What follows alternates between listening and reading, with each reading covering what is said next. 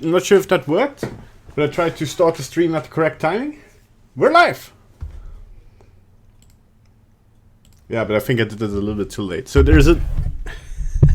Man, my microphone is a little bit too loud. Okay, so there's a small delay between one streaming software to the other that goes to YouTube. And I'm trying to time up the intro there correctly. But hey everybody, how is everybody doing? Welcome to the Bandite stream, how to create your own, what I'm saying, let's make a 3D animated short. It is Wednesday, and yes, let's just get into it. So hey everybody, how's everybody doing?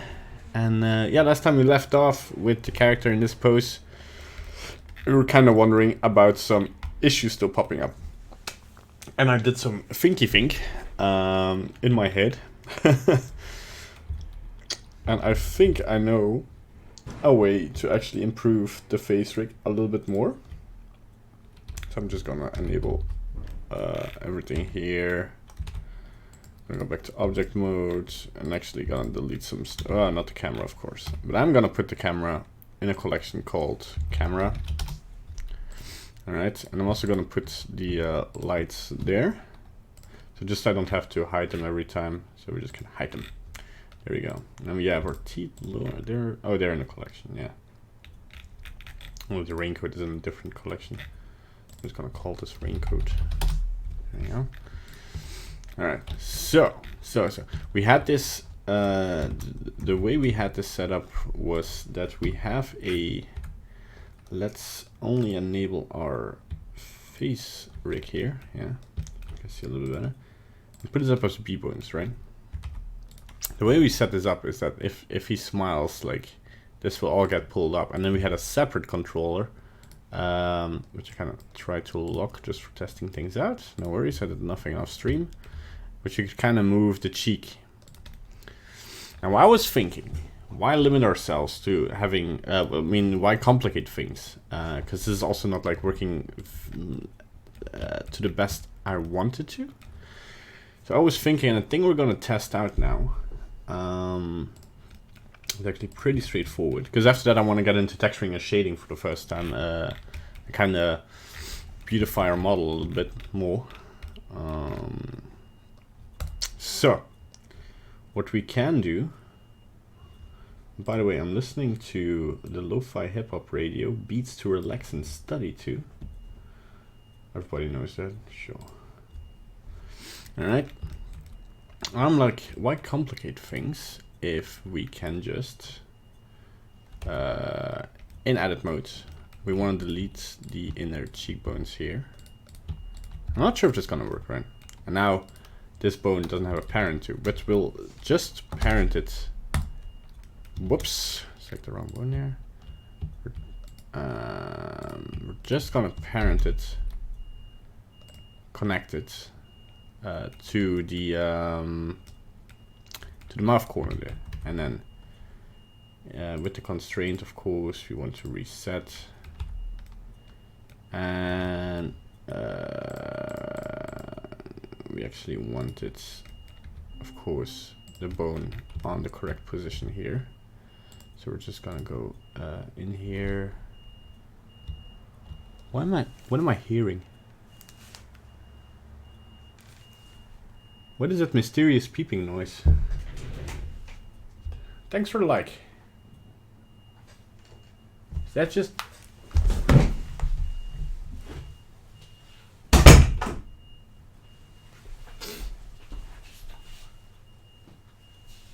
Okay, it's a truck backing up. That's sad. Well, isn't that dandy? Why do they always start making noise when I'm online?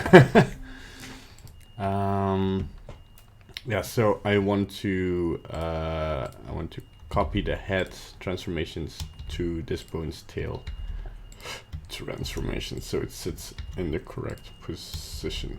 There we go. And now we kind of want to, in edit mode, I'm just gonna hide the hair here for a second, so I'm sure that everything is correct. Okay, yeah, so let's first do this bone. In edit mode, I kind of want to adjust the curve so it goes alongside the cheek, right? So we're gonna test it out. If it doesn't work, we'll load the previous save. So I'm gonna save as a new version, and we'll work with the old model. So I am gonna copy paste the curve in and out thingies. Are these the ones I have to put on negative? Yes.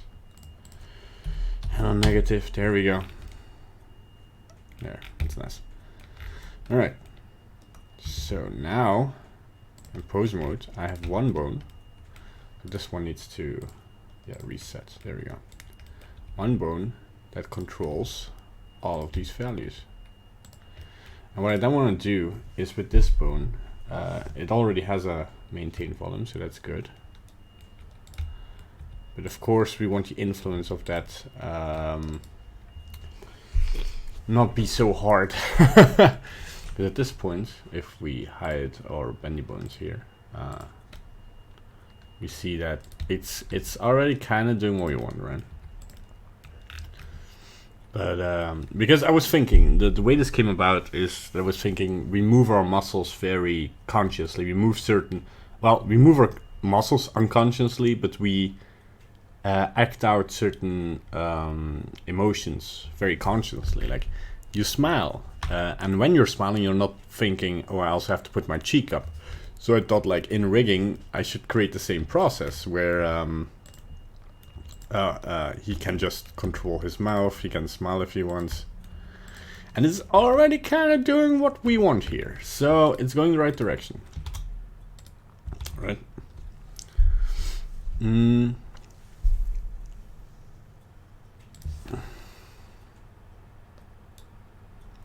Starting to look like a real boy. I'm a real boy, Geppetto. He never really says Geppetto, right? Just crack a smile on his face, and then we'll just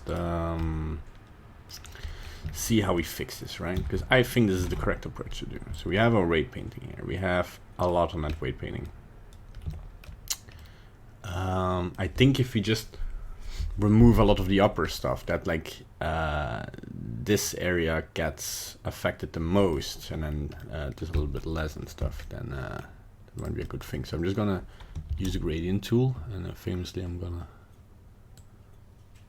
just gonna remove this from, because I was thinking like when you smile, it's actually this area. Oh hi, hey Danilo Pereira, and hello Manu Kakari. Manu asks, why are you not using facial motion capture? I don't have the technology, to be honest. And anyway, if you're using facial motion capture, you still need to do this process. Except if you're working with like a bunch of bones. You need a lot more bones anyway. Or you need to rig certain places to the motion capture.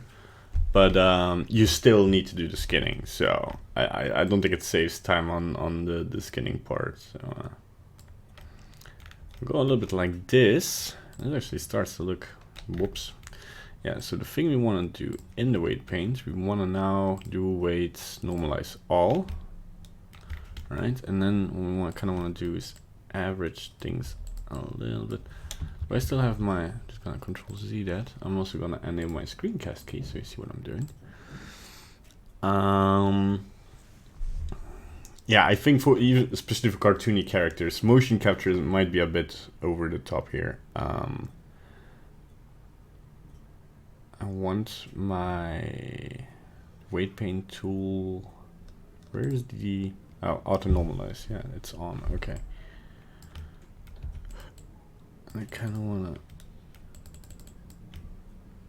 to blur out this section here so it's not as extreme. It does some weird folding here. So if I turn my X-ray mode on, I can actually see what's happening.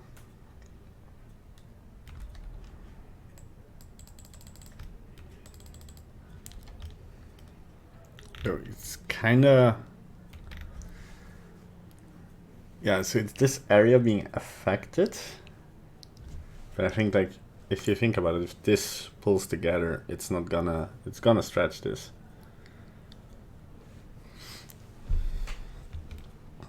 So what we might do is,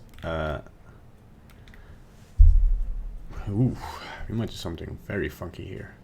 So because I'm also thinking like a cartoony face should be very bendable and playable. Hey Scott, how you doing? Welcome to the stream. Thanks for the likes, everybody. Also, bear in mind that we do have, at the moment, a Patreon setup, but I'm still looking for what I can offer you guys if you become Patreon supporters. I'm still like setting everything up and such. I'm just having fun, being creative, trying new things out. It's all fun. So let's go in here. Maybe I just want the cheek to be yeah.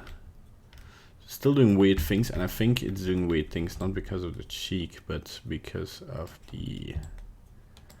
Yes, exactly. So I kind of do want to blur things out a little bit. I still want the crease to be created, right? But I don't want it to be as heavy. Oh my god, this actually looks pretty good.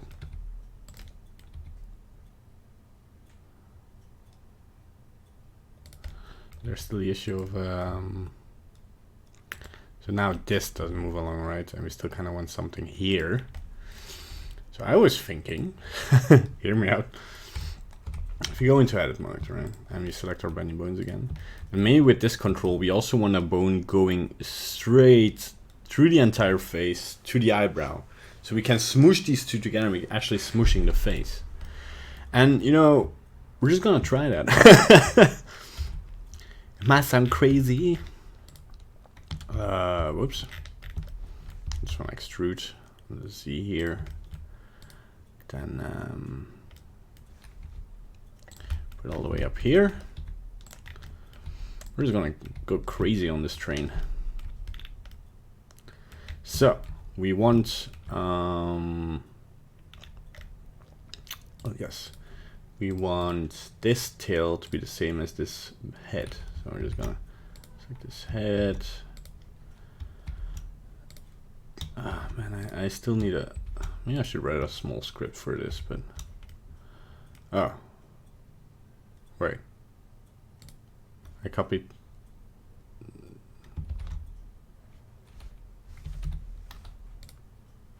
Copied this head towards this tail, right?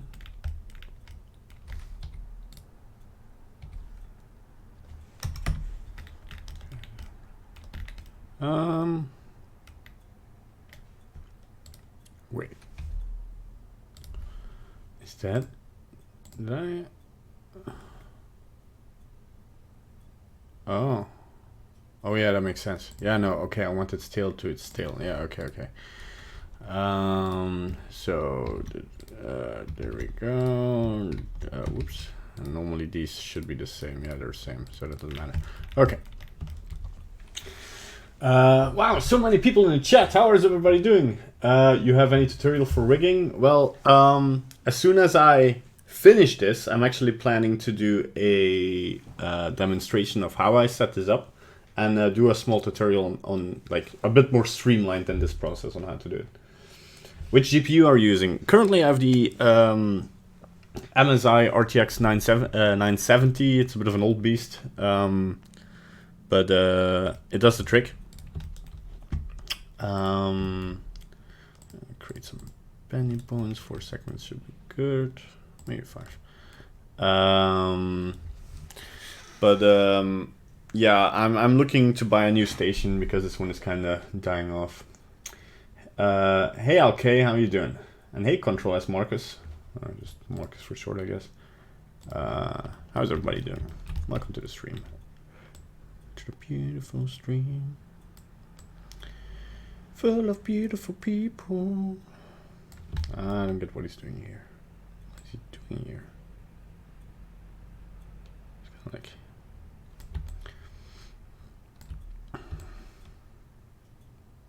Okay. Just like messing here around a bit. Then the Y, I kind of want to go like... I don't get what's happening here. doing something weird with this bone. It shouldn't happen, right? What is happening here? I'm just gonna go back to... This already starts to happen. What is happening here? Wait, let's reset this. Let's reset it. Oh yeah, because it's coming out of here, right? Okay. So we need the... Now this stayed on 0. Oh god. To figure out how to... Yes. Then rotate it. Oops, no, the other one.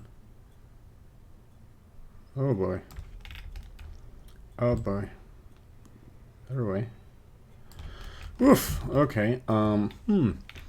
Curious.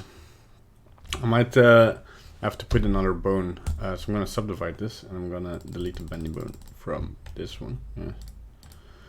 I'm just gonna put the tail right above the head. There we go.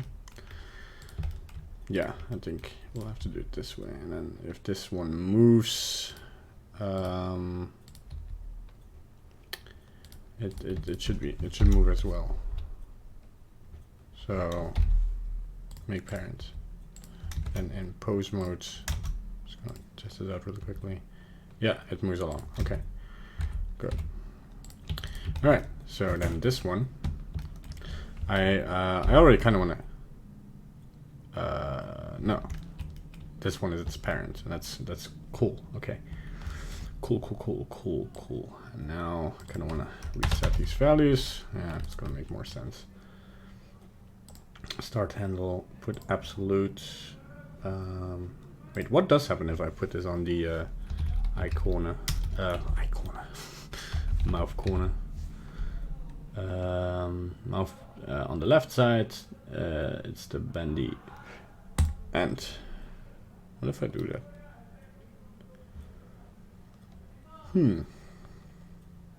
Okay, let us Control Z for now. I'm just gonna try to remove the subdivision here again. So we're just gonna go poof, poof, poof, poof, poof, poof, poof, poof. That's okay. There we go. Set this to 0. I guess I'm gonna put this on absolute, and then put this on. I'm also gonna name this already, so there's no confusion. So this is the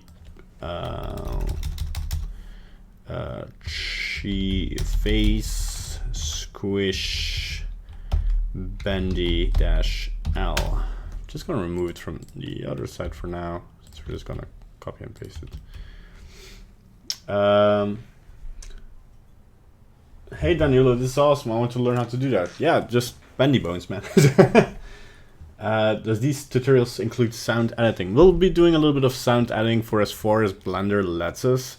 We might do a little bit of Audacity stuff, since that's a free software as well. I'm gonna select the mouth corner here. I am, and yeah, concerning the tutorials, I will after this record, if this is done, if this is finished and this works, I will create some like a demonstration of the working rig and explain how I did things, like for more advanced users to actually be able to just see like how I did it. And I'll also do a tutorial on the principles of bendy bones, where to put them, how to weight paint and stuff. And that might go into a full course depending on how many people want this.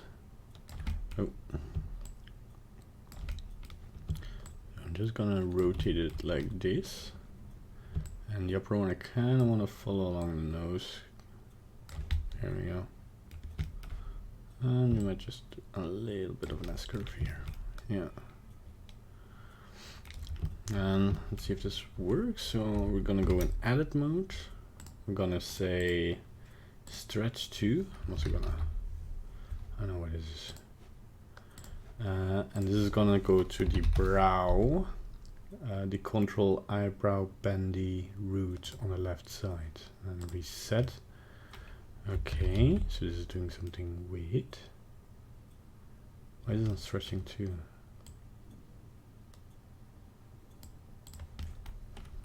So all my, oh yeah, because it was in a smile. Okay, so now reset. Okay, yeah. So now, oof, that's not good that it rotates. That is not good. So okay, yeah. We cannot lock the rotation and limit rotation. Just do this. I guess not.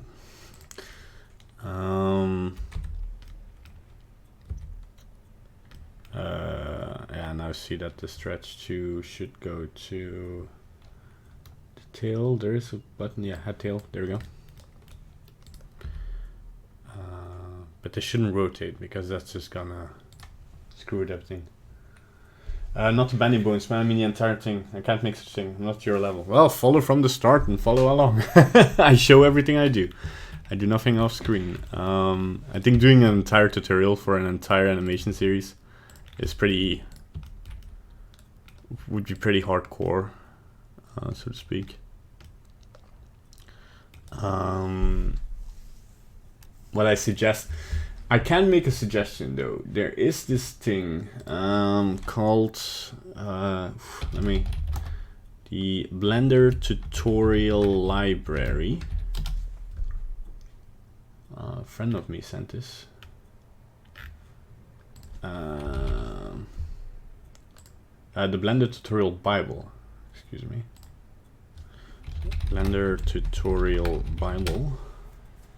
Yeah, if you look for the Blender tutorial Bible, the first link will be of stylizedstation.com, an article posted a day ago, and it's just filled with tutorials like stylized content, how to model, shade, rig, animate, just effects. Most things are very recent, so they have 2.8. So if you go check that out, you find a bunch of stuff in there. Yeah.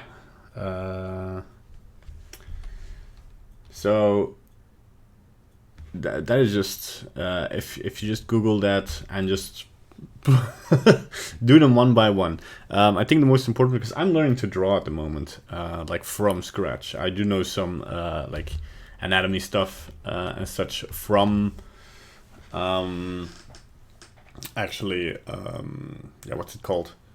I know some anatomy stuff from like sculpting and stuff and modeling, but applying that to drawing was a real challenge. Still is a real challenge. I'm not there yet, but I had to start to learn drawing the face, the head form, the chest, all the joints and proportions and all that stuff.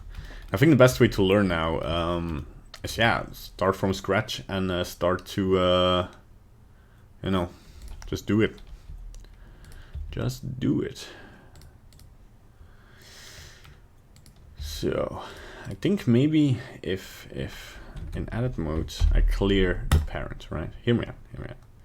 But the start handle is still the mouth. Man, I didn't say anything correct here. Okay, so it should be the mouth corner bendy end left. Oh, so that's gonna happen again. Hey.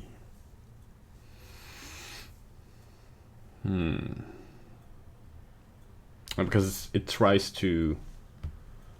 Can I put relative? That'll work, yeah. And then, as well as a relative, the eyebrow bendy end, no, bendy root on the left side. Okay. So now it's, oh wow, it even rotates more crazy. It's not even moving along with it now. I think because, yeah, I still have to, it still has to be parented, connected, yes. Wow, this is crazy. Oh, so are there any inherit end rule? Is that something that will help? No. Because I cannot just roll in and roll out, that's no problem. I can just make it like this and then it will be fine. If I put this on absolute, can this actually? No. Wait. if I do this and then roll it? No, no, okay, the roll is after the, okay. I'm gonna put this back to relative then.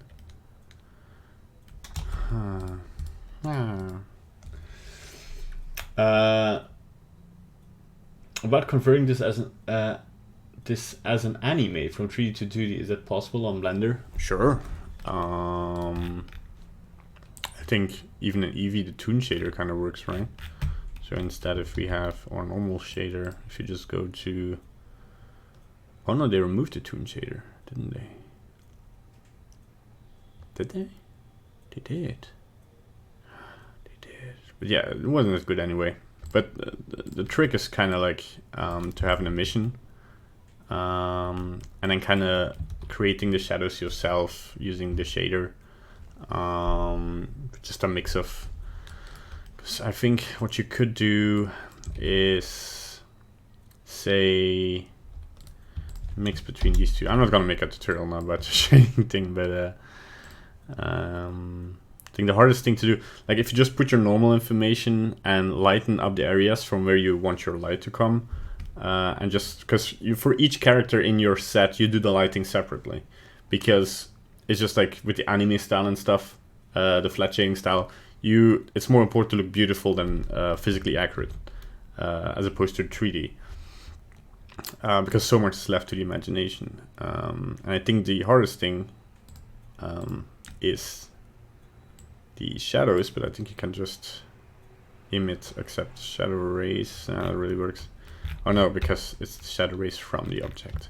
Yeah, it's I might look into that. It's not easy, but it's definitely possible. I mean, it's a physically based shader and renderer, just like all the other renderers out there. Go back to layout.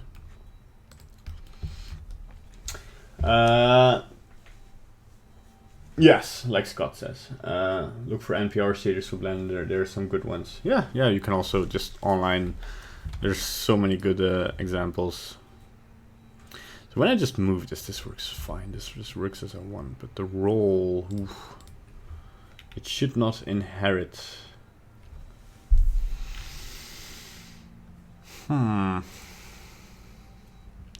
Relative parenting. Is that what I'm looking for? No. Yeah, I think I have to do the thing from earlier again, where I say that we should subdivide this, delete the bendy bones feature from this one. So I think 8 is a bit much. I'll just bring this down to 6. And then, no. Give me that joint. There we go. Bring it down here. Like this, and then just the X and Y do the same, so it just points up. Alright, and this is gonna be called the face squish bendy root. But it's not gonna be a control bone, this is just gonna be an extra root bone. So in pose mode now, whoops, it removed. Hello bike, how you doing? How's your day? Hey Robbie, how are you doing? Welcome everybody to the stream. Man, we have a lot of viewers. I think we just broke a record on the amount of viewers. Yay! Light the fireworks. Sorry for my cough there. Just gonna have a drink. Thanks for the likes, people. So yeah, so I just want this pointing up. But the thing I did now is we want to pick this as an active object, press F3, and then copy constraints to selected bones. And then we just want to remove that constraint from this. Then we want to reset. Okay. And this, we cannot move, but now if I rotate this, so the same thing still happens, right? Oh, because yeah, now I want in edit mode the relative start handle to be the squish, the root of that. All right, and then I'm gonna put this to 0. Oof. Kind of have to fix that. There we go. And then if I move this, okay, that's fine. And then, ooh, why does it snap once I rotate it? That is weird. That is weird, isn't it?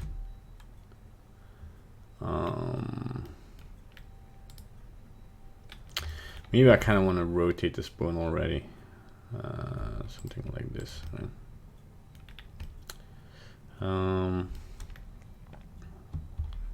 Before I do that though, I kind of already want to symmetrize these, otherwise I think I'm gonna make too many inconsistencies. Okay, so now I can just 3D rotate and don't be worried. Oh, come on. Why did it not? Oh yeah, because bones. So I just wanted to follow along here already. Okay, that's gonna be a bit easier, I think. So, and then in here, I want the roll in to be 0 because I think that's part of the problem. Let's just reset these and check out what our problem is. Maybe I want the start to be absolute. Yeah. So I think we should just fix the end roll. There we go. And then we just fix everything here again. There we go. I kind of want to create this S shape. There we go.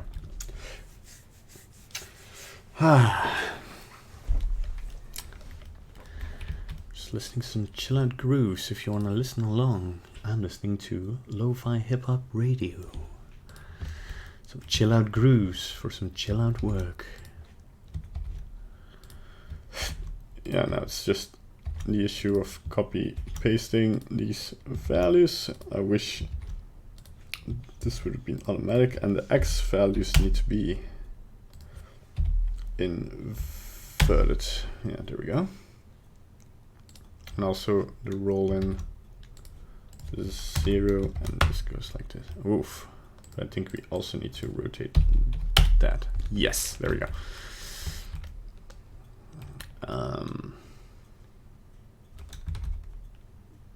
Press 1. Okay.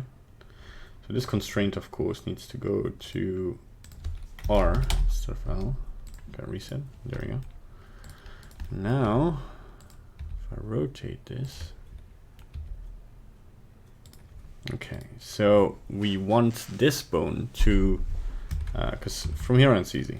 So what we want this bone to do is actually to follow this bone, but not copy its rotation. So we're just going to clear the parent, and we're just going to give it a constraint, a bone constraint. So that's in pose mode.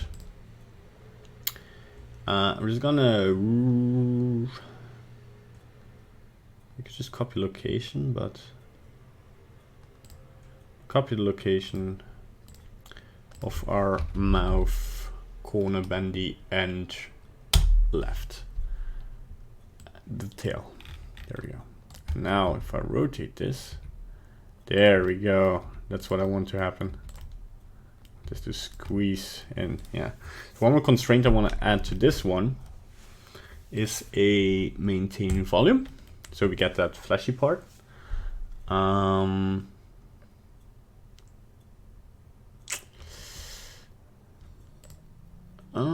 Yeah, strict is okay.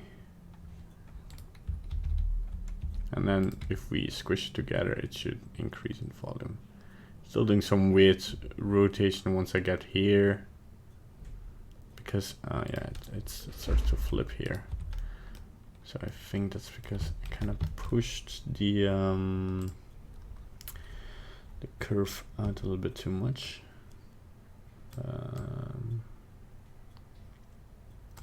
I maybe just want to have like 5 bones really.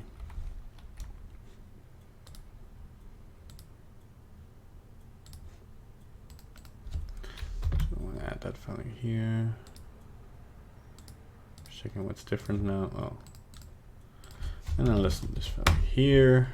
All right, and then I'll also want to put this to 5. And I think that's gonna solve most issues. Yes, so now it's until we get like here it starts flipping, but I don't think we ever want the mouth to come this high, because if you look at the way he's smiling now, it's kind of a bit creepy. All right.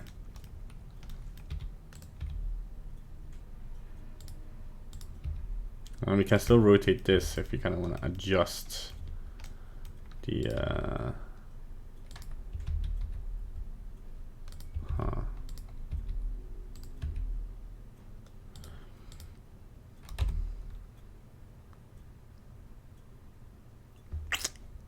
I'm gonna try something again. Hello, Shiva. What is /3/3/3/3? Oh, is that a 4chan thing? Did I finally get 4chan on my channel? That's awesome. No, I'm kidding. Might want to remove the copy location here, and then I'm just gonna parent it again for a second, because it kind of moves naturally, like in its rotation. If I rotate them out like this.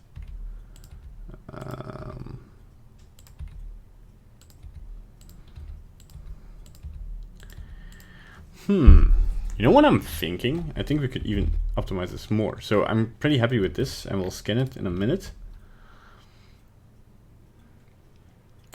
There's this thing I maybe want to do.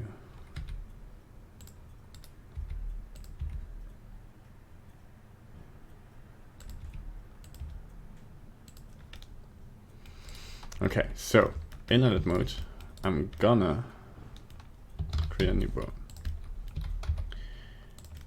I'm gonna put this in the middle here, between mud upper and mud lower, right?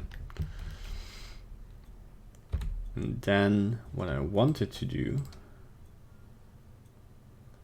is copy the location of our mouth upper bandy roots. Why is there a left and a right? Wait, there's a center one as well, right? Where is it? Mouth upper bandy. What are they called?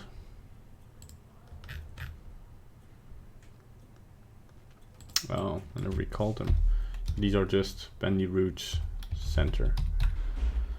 Yeah, okay, my mistake. And here I just want to say mouth center. So what I want to do, hello, yeah, I already said hello. Yeah, I mean, what's happening on 4chan? Are people discussing that Blender is not a good program, or is a good program? We're doubting the ways of open source. So this bone, yeah. Just want to rename it for a second. Yeah, my center, okay, it's already renamed. And then I want to have the upper, so it's going to copy the location, and it's going to copy the location of the world space by 0.5, right? That's 0.5, yeah. Now we want to copy the location of the center on the lower part, and do also that 0.5. So now we should look from the bottom to the bottom. This should be in the middle. So if I move, it seems like it's not really taking the middle here. I might just fix that. It might be a weird thing where I have to put this on. Oh, I have to put this and this then halfway. Okay, yeah, that makes sense. Because we want first it to move here and then halfway here. Yeah. All right. What we're gonna do now, we're gonna do something very funky. We're gonna select our bone here, and we kind of want to track to, right? And we want to track it to the mouth center. I'm doing very experimental stuff here. All right. So now, of course, it's completely flipped. I don't know if I want to put this on local space. Not sure. That's not going to work. It is world space that we need, but I need it to flip after. I'm going to put it on the XYZ. I cannot rotate this anymore now.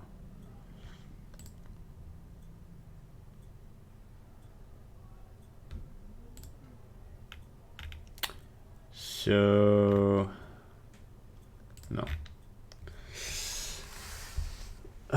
People just fight with each other there. Yeah, basically. I mean, nice. You know, I worked with a lot of 3ds Max users and Maya users and Cinema 4D users.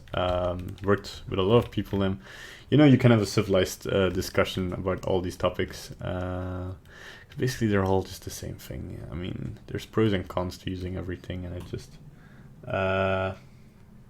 I've learned your 6 tutorials and taught me a lot. Thanks that from the core of my heart. Ah, because that also warms me.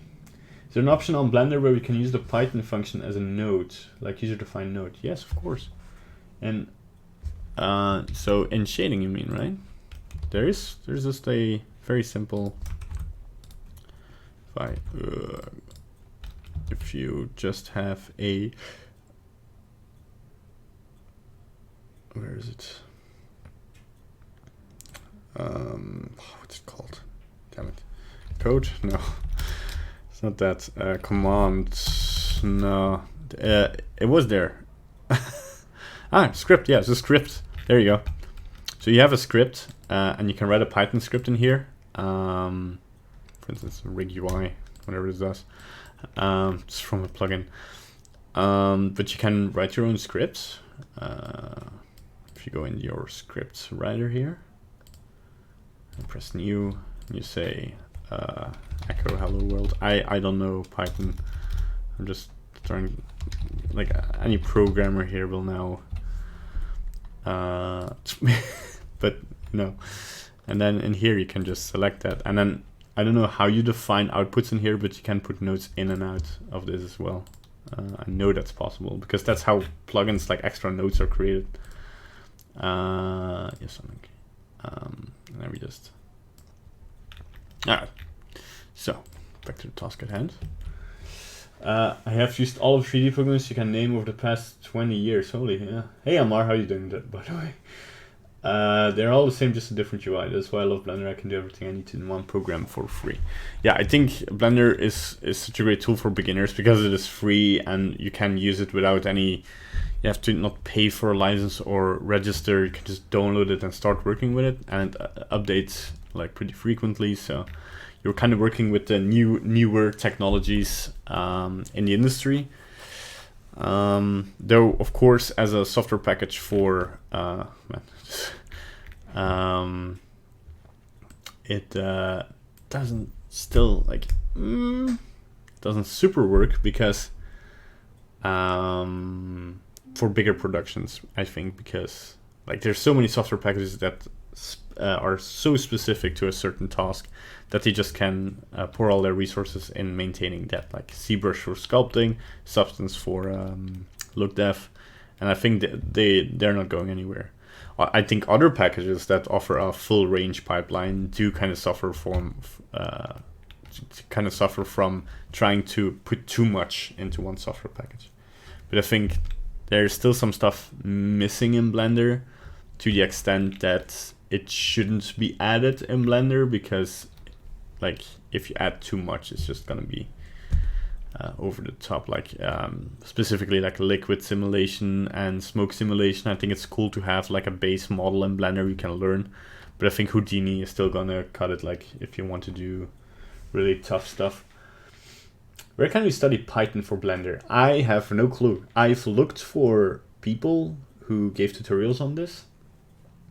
I think the best thing you can do is look for free plugins where they show you the actual scripts, and just look in those scripts and learn from the scripts. And if you don't have any programming experience, first learn programming.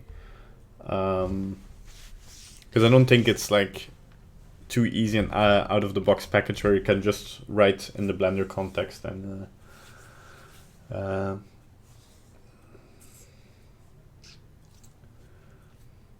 Illustrator. Was it introduced there first? Nice.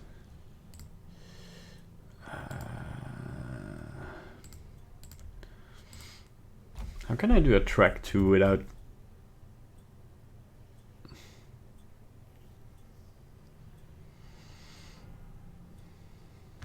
So I kind of want to... I called this one control, right? Okay, so what I fear we have to do is to add another bone,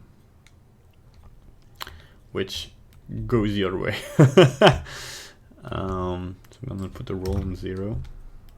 So but this roll should be on 0. That's weird. Why don't they have the same roll? Because they're not parented. Oh, whatever. Let's fix this one again. Just line it up. There we go. Alright. So I just kind of want to line it up as good as possible. It might be that we kind of offset this just to make the ring a little bit better. And then in post mode, we want to kind of copy this. So copy to select bones, still there, and then remove it from this one. And just reset it. So this is gonna track 2, right? So that's nice, to the center. You only put forward. Yeah. What I want to do now is this one is to copy the rotation of that one. So I'm also gonna name this. So I'm gonna call this control mouth corner rotation L. Hope we took that to the other side. No, we didn't. That's a shame. Or the rest is still okay. I'll get to mirroring the constraints soon. And then here I want to copy the rotation of that rotation bone in a local space. Okay. So, and here, this one, I want to copy the location, because this one is going to be our main control one, and this is going to be a hidden bone. So this one I want to copy the location of the mouth corner, I misspelled it there, mouth corner bendy end left. All right, if we move this around now. So it's not tracking anymore. Why is it not tracking anymore? Because it's local space. Is it post space? No. Just world space to world space. Why is it not tracking? So if I... Oh, yeah, no. Well, no, the world space should fix it, right? All you need is for a studio to invest time in developing the tools for that function. Oh wait, I missed some chat, sorry. First learn Python, then read documentation, and you will have any idea. Woof! Budget Blender can do whatever the other two can. Sure. I mean, given enough time, what's the expression? Given enough time, monkeys could rewrite Shakespeare. I think given enough time, Blender could become the biggest power tool ever.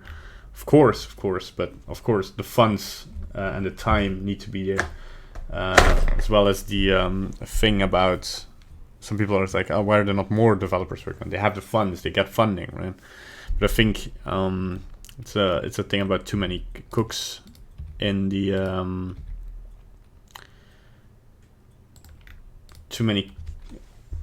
kitchen, where I think there has to be a core team that decides which way Blender goes to. Otherwise, you get this 3ds Max thing where you have a separate team working on the hypershade stuff, and it's not aligning with the tools for the animation stuff. And I think the beauty about Blender is you can use in every workspace, you have the same shortcut keys, and it's just easy to use. But yeah, I think what if I do post space? No. Local space? Oh wait, but there's local with parents. Okay, wait, let's think about this instead of like experimenting with this too much. So this needs to track to the mouth center. I don't understand why it's not doing that.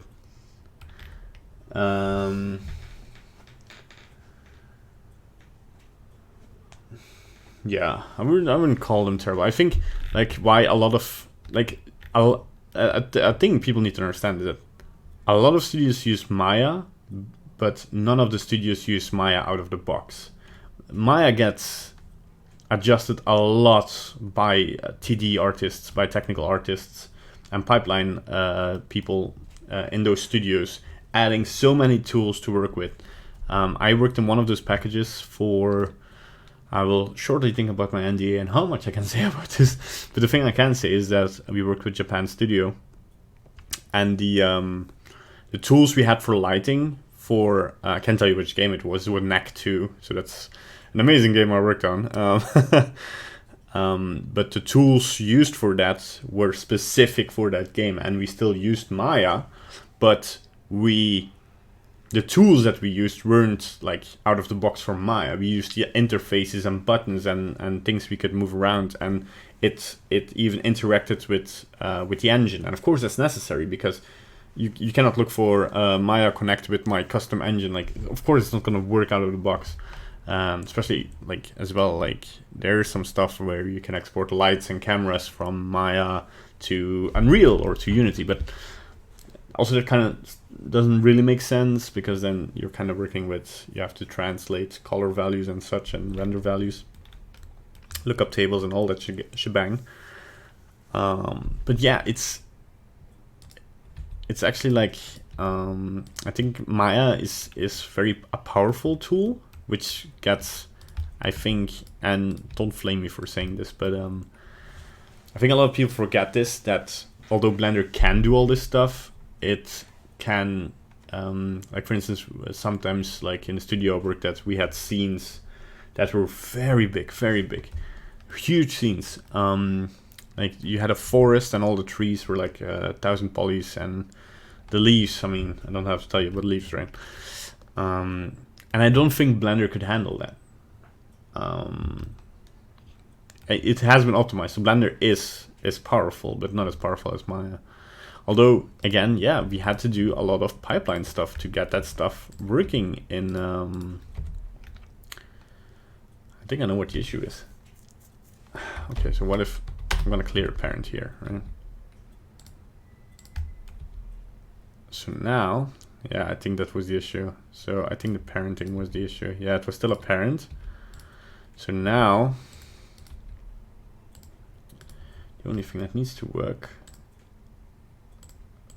is the rotation here. Oof. I wish we can invert. What if we invert all three of these? Man, there's a lot of text.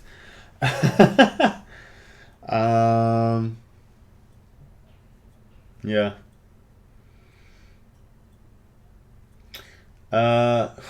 Yeah, Manu, you say that like because of the Unreal support, it will become more powerful. I mean, it's not as easy as, you know, pouring money into it, right? There's the Blender Institute, and there's Ton Rosendahl, and there's the developing team. There's communication that needs to happen. Their method of working, I think, is very nice. They try to communicate everything and with each other, and don't make any changes that shouldn't be there. Discuss everything. You can follow these discussions on the development journal, the development forums, where they try out new features, and you can discuss this with them. I don't even think that's exclusive for Blender Cloud users. And all these people are very accessible, and you can talk with them to it. As long as you don't harass them, of course. So track 2 is not super working.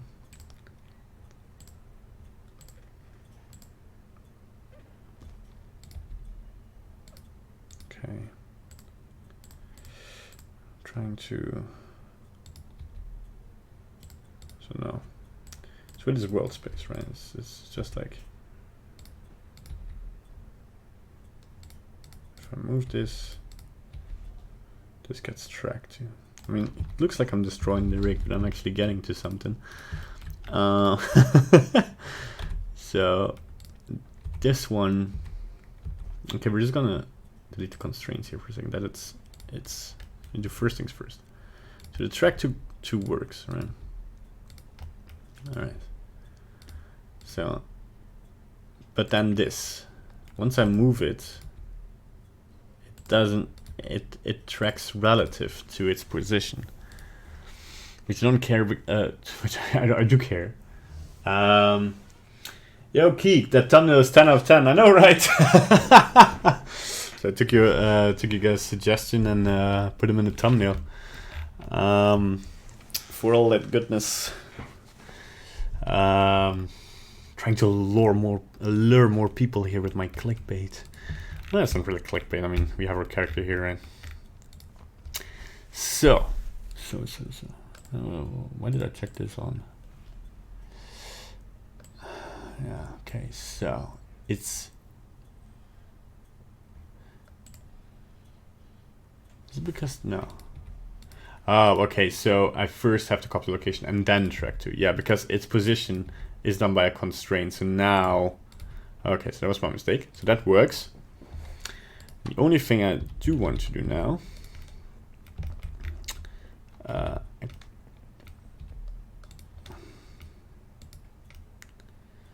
for the ease, yeah, for pure ease of use, I'm just gonna, so that things are the same in edit, I'm just gonna copy the centers things here, and I'm just gonna put this here, and the base, I'm gonna, so the head, okay, why is this? If I move the head, oh, that's the tail. Okay, never mind. I'm a dum-dum. Oh, wait. Okay, I'm gonna put this on because I'm being weird. Where's my B-bone octahedral? Okay, so it's the other way around. So the thing we want to do is this one's head should be the same as this one's head. Man, if the align tools could work with bones, that would be a great help. And then the mouth center's head has to be this one's tail. Okay. There we go.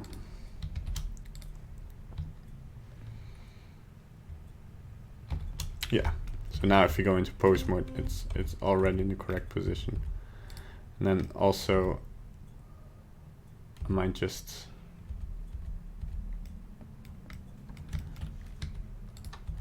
it slightly moves, but it's acceptable. So now I'm not gonna go, don't worry. A copy rotation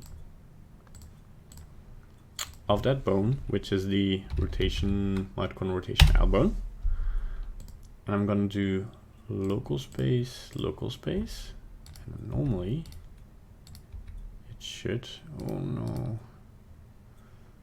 Okay, I need to invert some of these, I think all of them.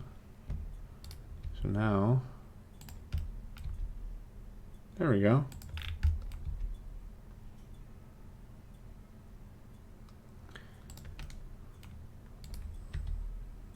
So now, if I just open the mouth here a little bit. If I move this, it will automatically rotate. So, just to show you this, I'm just gonna already put the bones. We don't need to see. Let's see. Oh, let's say over here. And this one can go with the other bendies. So we have our bendy bones here. You too. And then we're just gonna mirror it in a second. So now if I move this around, it will always point to the center of the mouth, right? And I don't have to worry about the rotation, because you can't control the corner of the mouth. You can only like smile or look sad, but the corner will always because it's your lip muscles, right? It will always go to And it's still kind of jiggly because there's now a lot of constraints working on it. I think it will help if we disable our preview here. Yeah, so we also want to do that on the other side, so I'm just gonna go enable my layers here again. So just to be, yes, we have this bone here, which is the correct, yeah, bone, but we just want to delete it. Whoops, no, put X mirror off. There's a superset something. I'm making this mouth rig too complicated, but it's fine. It's gonna, cause the thing is, the more time we spend in rigging, the less time we have to spend in animation.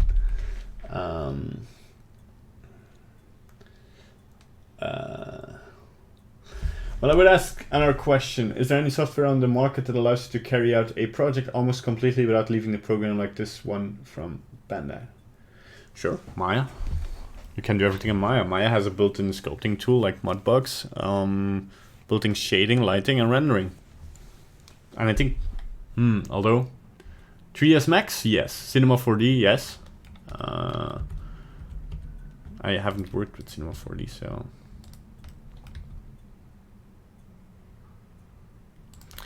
But yeah, I think it does. The only thing I want to do here is copy our constraints here. So I'm going to do copy constraints. No active ones with constraint to copy. Oh, no, the other way around. Okay, sorry. And in here, we just want to... It removed the copy rotation. Why did it do that? Something went wrong again. That's awesome. Was it because yeah, because I symmetrized it. Okay, let's try it again. Symmetrize.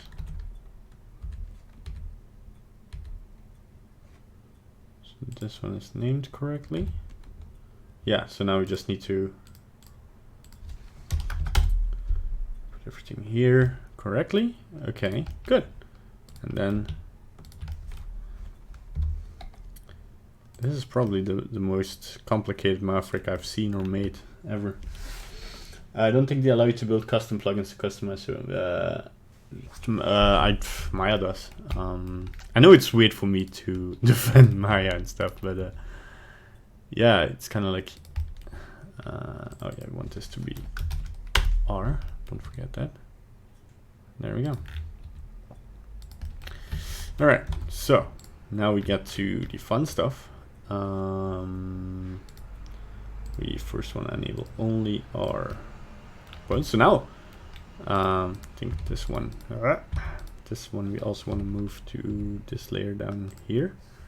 Okay, and now we just have 4 bones with which we can control the entire move. Cool. Now the other thing is we want to add our, what the hell, this is so high. Okay, so, let's put it up a little bit. So in our thing, we're gonna enable, just for a second, our bendy bones, and I'm gonna copy this one. So why is this called like this? Oh yeah, because we made a copy. Okay, so I name this correctly. Just to be sure, I'm gonna check my control bones here again. Yeah, okay, their naming is correct. You could create tools in Maya with Mal, and you could in Softimage too. Yeah, so the thing is, the only case I can make for Blender is that it's open source. You can very easily create plugins that kind of meddle with the software, as you wouldn't be able to do in Maya. But I think it's just, I love Blender, don't get me wrong, and it's an amazing program and you can do so much with it. As we are trying to prove here, we're gonna make an entire short without working at the Blender Institute or having 50 people under me. Help me. So I want to copy this name of this bone, by the way. Yeah, but I think, like, yeah, what you shouldn't forget is that the other software also have passionate teams behind them and have people working for them. So I'm gonna create a new vertex group here. Give this the name of the bone, and another one. Press R, so we are weight painting. So I'm gonna go to the left one. I'm gonna start painting. I'm just gonna paint weight 1. Yes, I'm just gonna start painting everything here. Right. It kind of looks messy now, but once we blur it out, don't really want to attach to the nose.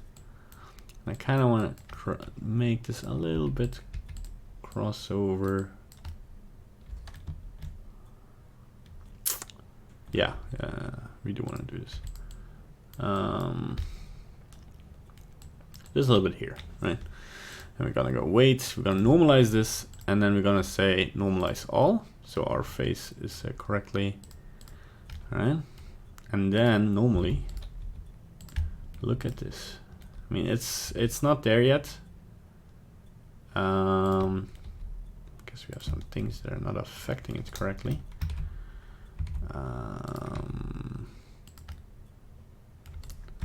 I think we kind of wanna. Oh yeah, definitely. I'm gonna put a gradient with weight 0. I'm just gonna pull this down because we don't want to affect it that much, right? And I'm gonna normalize everything else. And I'm just gonna blur it a little bit out. That was a bit harsh. I'm just gonna check it again. Yeah, now we're gonna do some tweaking because this is going crazy. Now we have 3 bendy bones affecting the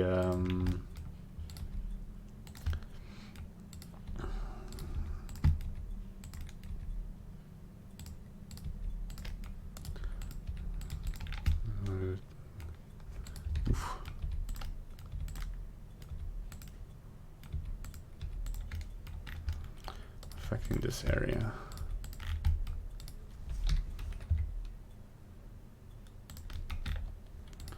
Let's open our eyes for a second.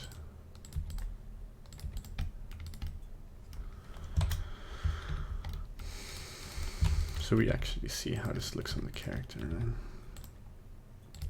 As long as we don't overdo, right?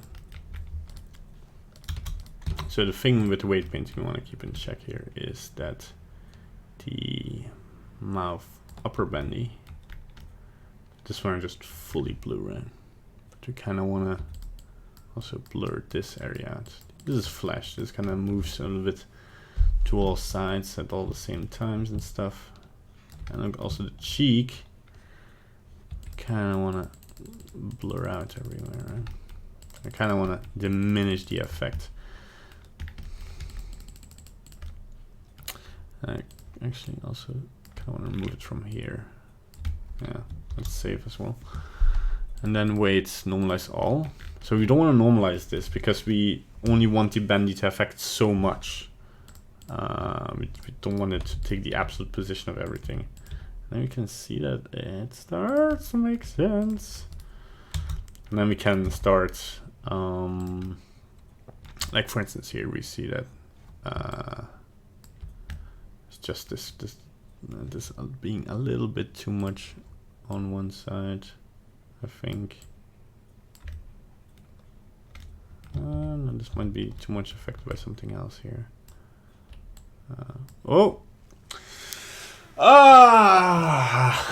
The weight gradient! The weight gradient! Damn it! Okay. Luckily I just saved. Oh man. First crash of today. Let's check the chat while Blender is restarting. Hey, can we limit the movement of the bones? Sure, but I don't think we want to. The reason being, let's see where I saved. Okay, right. Yeah, so it's not too bad.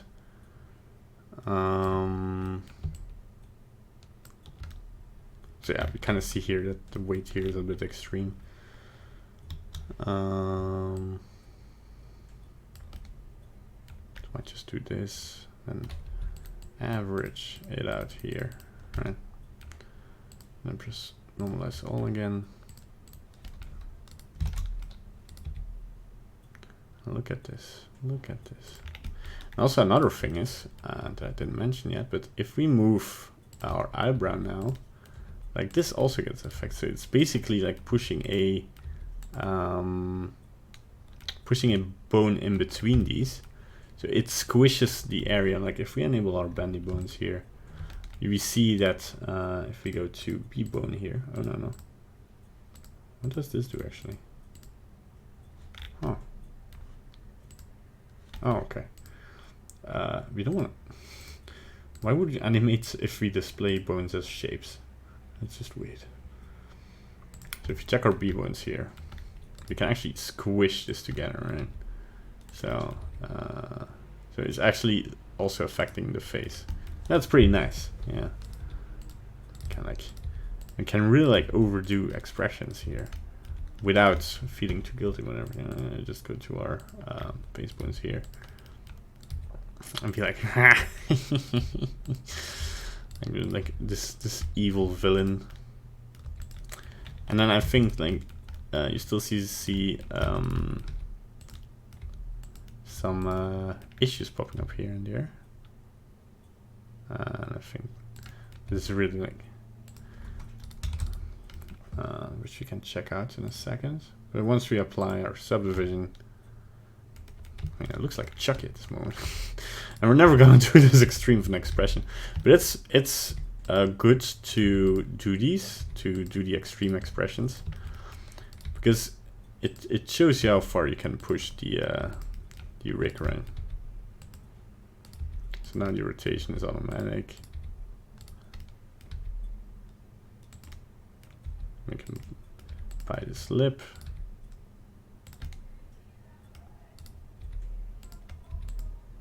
Of course, I want to open them out a little bit for that.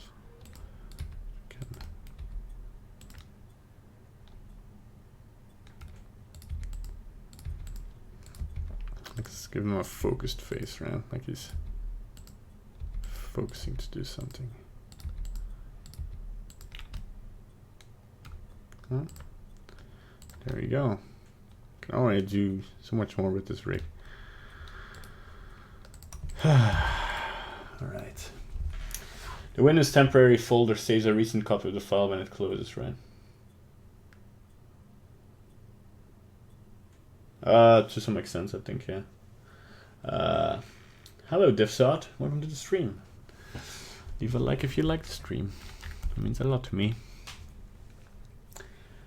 Do I need a drawing pad for easy sculpting, or is it easy using a mouse? It's not easy using a mouse, and a drawing pad definitely helps, but I wouldn't go as far to say it's impossible with a mouse. But the most important part is two things. Like with a mouse, your motion isn't quite as smooth. It's kind of limited. But that's like a lesser reason, but the biggest reason is your pen pressure and the ability to go on and off your pad. Because your click is just a 1 or a 0, right? But being able to slowly go into a sculpt movement is, yeah.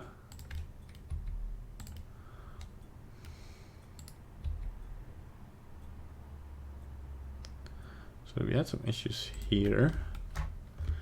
What I think is being, yeah, so it's at a certain point that starts rotating like crazy. And it doesn't do it on this side as much, or doesn't break as much at least.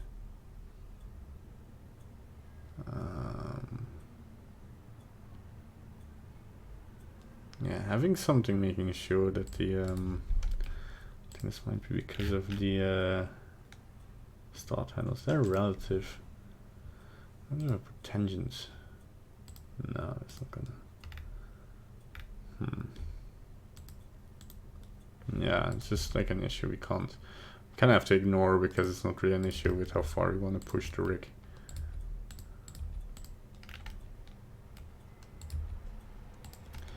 As long as we can put a big old smile on his face, I'm pretty happy.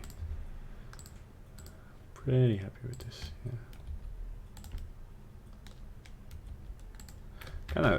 Kind of drags the skin a little bit, a lot on this side,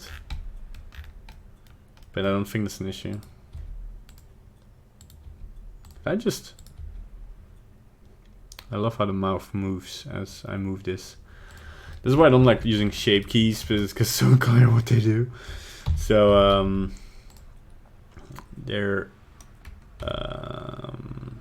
let's just very quickly put the thing on rest position. Go in here, select everything that shouldn't be affected by the eyes. Go into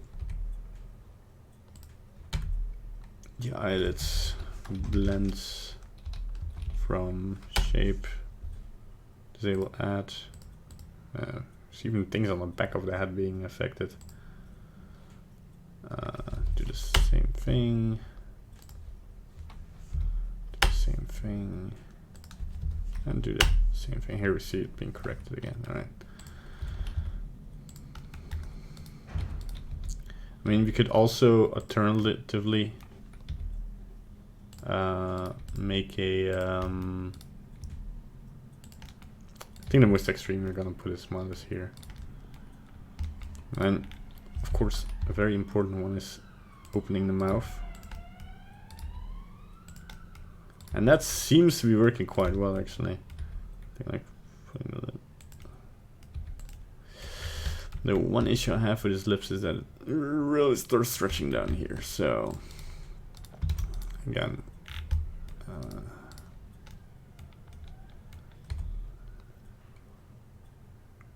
because we kind of want to be able to open the entire mouth, right? There's just one pose after the other, seeing, oh, how can we achieve this, right? So now his teeth are way down here, so that should be able to do that actually. So what we can do, go into weight paint, and we just go to our mouth lower Bandial, right?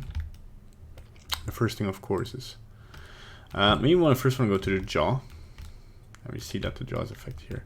We want kind of the inside of the mouth also being adjusted, right? So that our teeth are actually, because our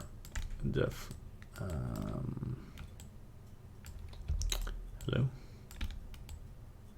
Something not working here. Okay. Come on. I feel like a dentist. Ha. Wait, let me first go into object mode and actually disable our subdivision here. It's gonna help. Yeah, definitely. Oh yeah, so now we see what's going on. There we go.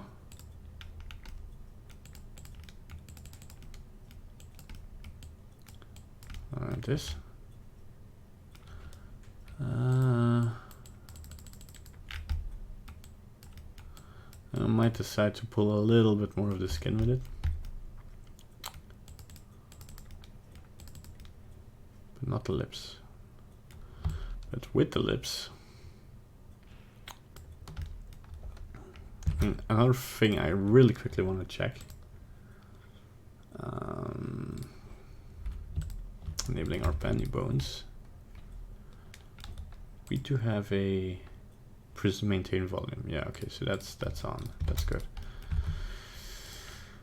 Other side of this means it's gonna be a little bit harder.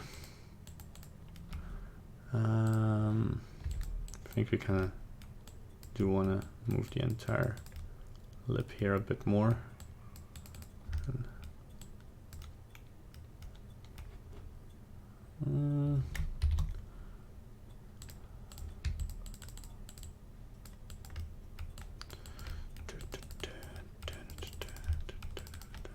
Okay, what is this? What is happening here? Oh. There we go.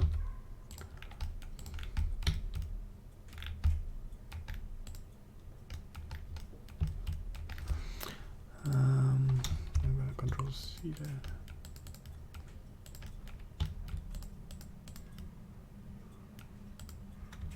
A good thing with auto normalize on is I can't put a weight 1 in here because always will be half of both. But normally, there we go. This is a bit cheating, but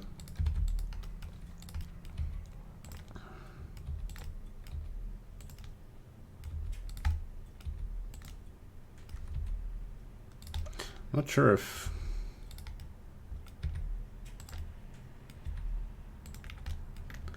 I think this is the widest he's going to open his mouth. Alright, so there we go.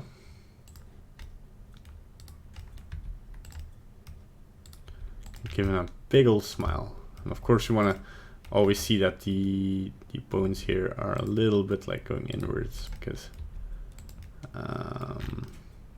you don't want actually, because you pull it back, you don't pull it to the sides, right? So the thing,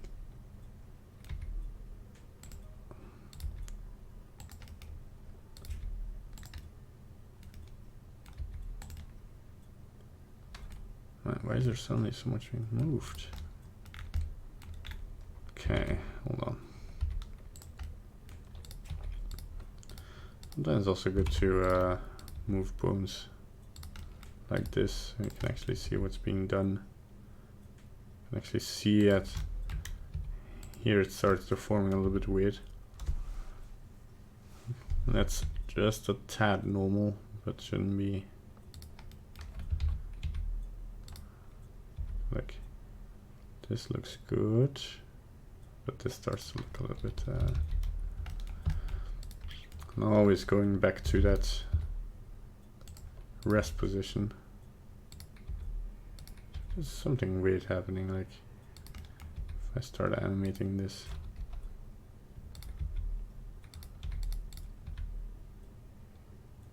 Let's see what's happening here, right?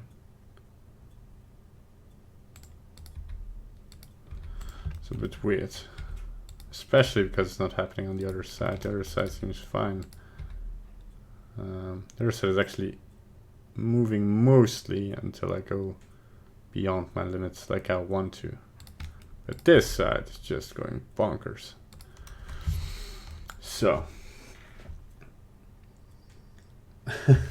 say ah. It's a good one. Most prefer by using a tablet because it's easier to apply detail. Yeah.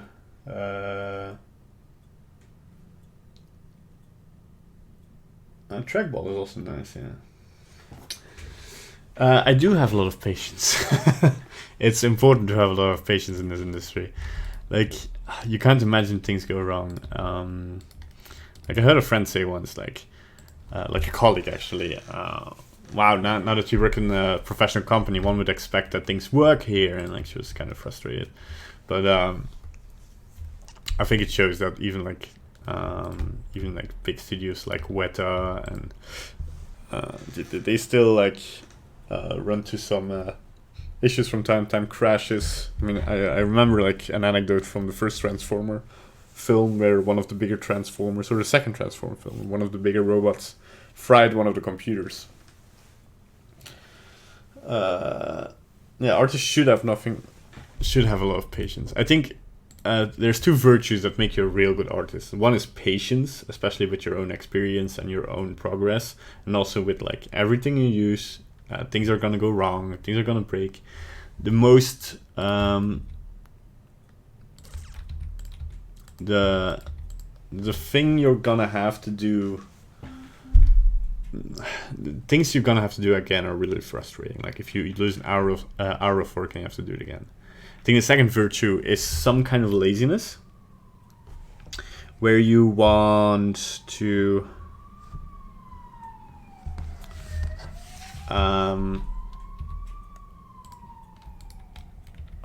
where you kind of want to look for shortcuts, right? So I'm just gonna look what's happening here because I kind of want to. We see that it starts rotating. This one does this as well, but it doesn't. but it doesn't. And it's weird. It's weird. So this starts happening, right? And here it goes more natural, and I think I know what's going on here. So if we enable this layer again, so this one, the root bone kind of stays in its fixed position. Yet here, yeah. So the thing we forgot to do here is to clear this parent, and I think, did we not clear this parent? Is this still a parent? Okay, wait, let's check what's happening here. So this bone has as a parent, it has as a parent, okay. Everything is the same. Okay, that's weird. What is the issue?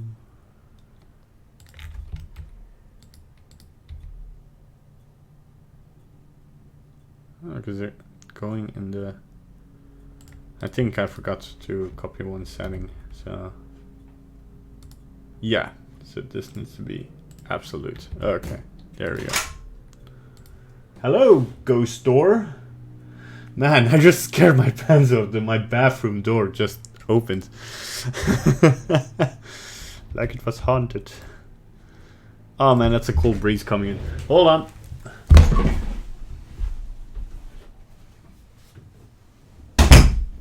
Stay close. I will have no ghosts in my apartment. My Pinterest just told me I have good taste. Cool. Thanks, Pinterest.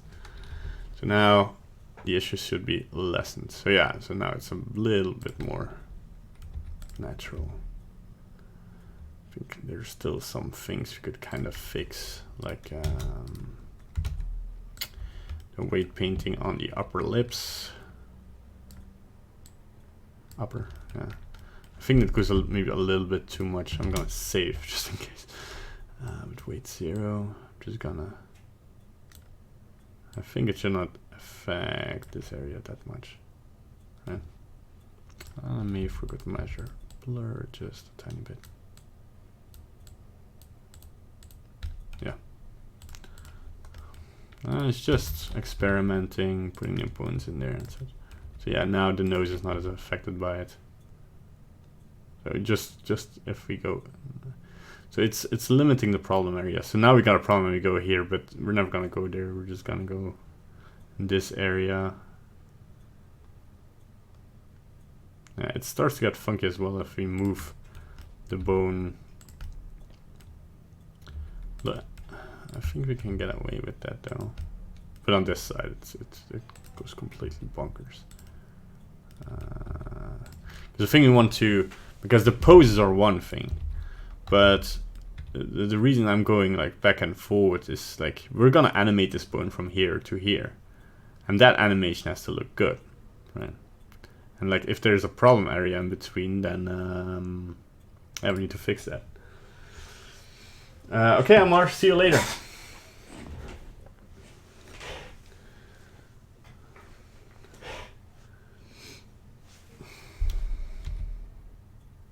Thanks for tuning in.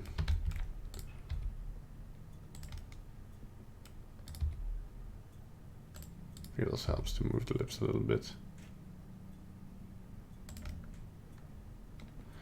I think kind of one thing we still want to adjust are the penny bones themselves. I think the curve in could be a bit harder. The curve out, I mean, sorry. Not this one. I think like if we just extend by a bit, then what I think what's gonna happen is, as we already see here, it's just gonna move a little bit better.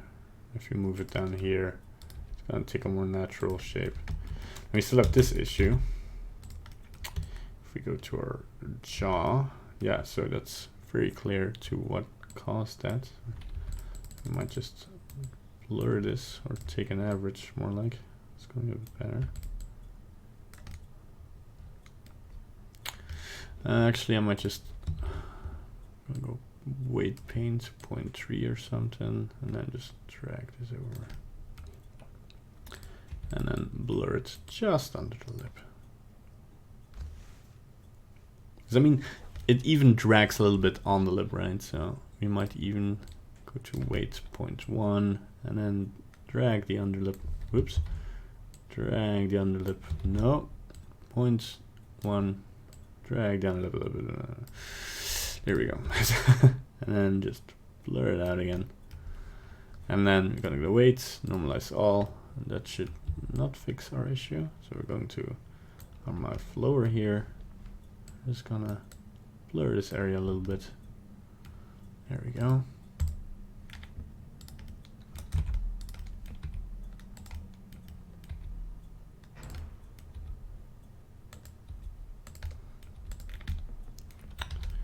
That moves a little bit better. Oof. Have some issues here. Most likely be. I mean, the easiest way to see these normal issues and kind of fix them is just by going. I forgot my keyboard shortcuts. Sometimes I have that. I forgot which buttons. It becomes such a reflex to do certain shortcuts that if I just pay attention to what shortcuts I use, it's just. Yeah, the best shortcut is applying AI to create the whole movie. Let the computer do everything. Yeah, I know Andrew is a big believer in that. I would love to have a talk with him over that, because I am a big fan of AI stuff and of yeah, AI creating art especially. But I think there's hey Toxic Tuba, welcome back to the stream. How you doing? But I think there's two big differences there. I think one, there will be AI generated content very fast. I think this is just around the corner. I think there's already some. I mean, this goes from very simple stuff to, oh, you created 2 buildings. Let me learn from those 2 buildings and create 10 more buildings or even 100 more buildings. Or even like fetch data from Google Maps, like from New York City, Chicago and stuff, and create a new city layout with those data. That's possible. I think that already happens if you just Google it. And I think like this procedurally generating content will help a lot with asset creation and stuff. A second thing I think is the design process of actually. Because the first process is also like 4 characters. You can, hey, you could tell an AI basically, like this is the iterative learning. Okay, look at all the Disney princesses that exist. Now make me a new Disney princess with the knowledge you have. That's totally possible. We could do this. I think another process is where you actually create an AI that can criticize its own work. I think that's still missing, because every time an artist draws, it also merges contents it know it exists, like the human brain, and merges this into something. And even before we put our first line on paper, so to speak, we already criticize what we have in our mind, and then we already have a first barrier of, okay, is this going to be good? All right, and then just try it, and then with every line we draw, we criticize it, and then we might put away some lines. And that interpretation, that interpreting something and being good, I think that's still a very big thing missing in AI, because an AI can't judge its work. It can look, is it similar? Like, it's pure data, is it similar to what has been created before? But the devil is in the details, really. Whereas it cannot judge in its whole if it's something good, something that would be perceived as something visually or like any other way satisfying. Oof. Getting deep there. Yeah, we still have like this issue with the. I kind of see now. This is purely the lip creating this. So I think what we need to do is actually have a more artistic approach to this, where we say, go into wireframe mode, and I'm just gonna weight paint 0 on everything that is below the actual contents here. Yeah, it's gonna get better. And then we're just gonna blur it out with the transitions a little bit smoother. But we kind of want to have full weight on what is essentially the lip. Right? There we go.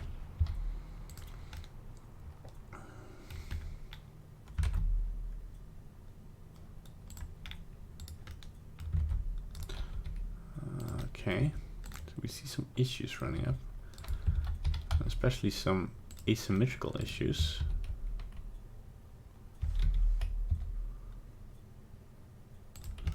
Which should not be the case. Oh no, it's just because my bones weren't. Okay. I think that's a bit better. Yeah, looking from the side, it looks a lot better. Just like having the lip move around. Actually, you can't move your lip too much around, right? It's basically your mouth doing the heavy lifting. But it's basically why we haven't the jaw drag this down, is because then we have to counter animate if it keeps its mouth closed, right? Because we kind of want to have an animation where we could say he's chewing on something, right? Chew, chew, chew. Hey Mitchell, finally got home from school. How was school? Dude, I'm about to go to school. Oh god, that is the saddest thing I heard. That's the sad part about time zones, I guess. Oh, damn. I'm sorry you have to go to school. Hey, but enjoy your time in school. It's the greatest time you're gonna have learning things. Yeah, but have a nice school day. And yeah, Mitchell, nice to hear you had a great day. Manu, you said AI can just work. AI can leave that to us. Yeah, and I think that was actually the point I was getting to before I got distracted by my own work again.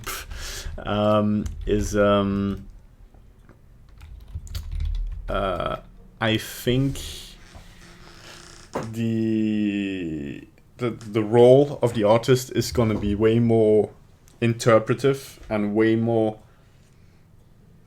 as a like micro director.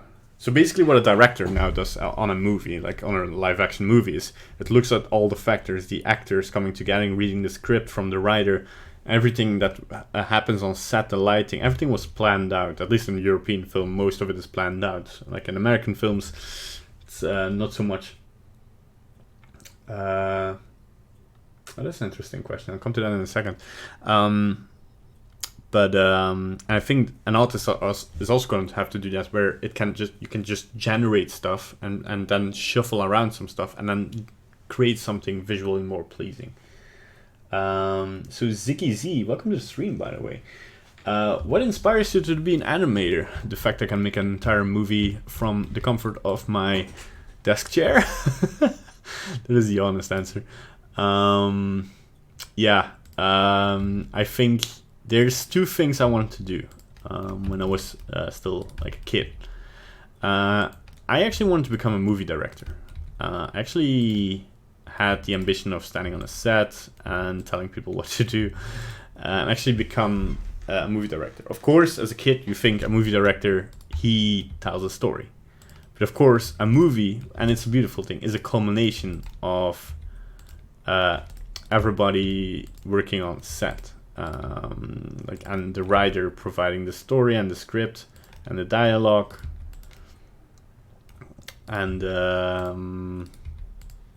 everything comes together, and the director is just more like the captain taking care. I don't know if we're gonna use these bones. I might hide them, although these ones I'm still gonna need.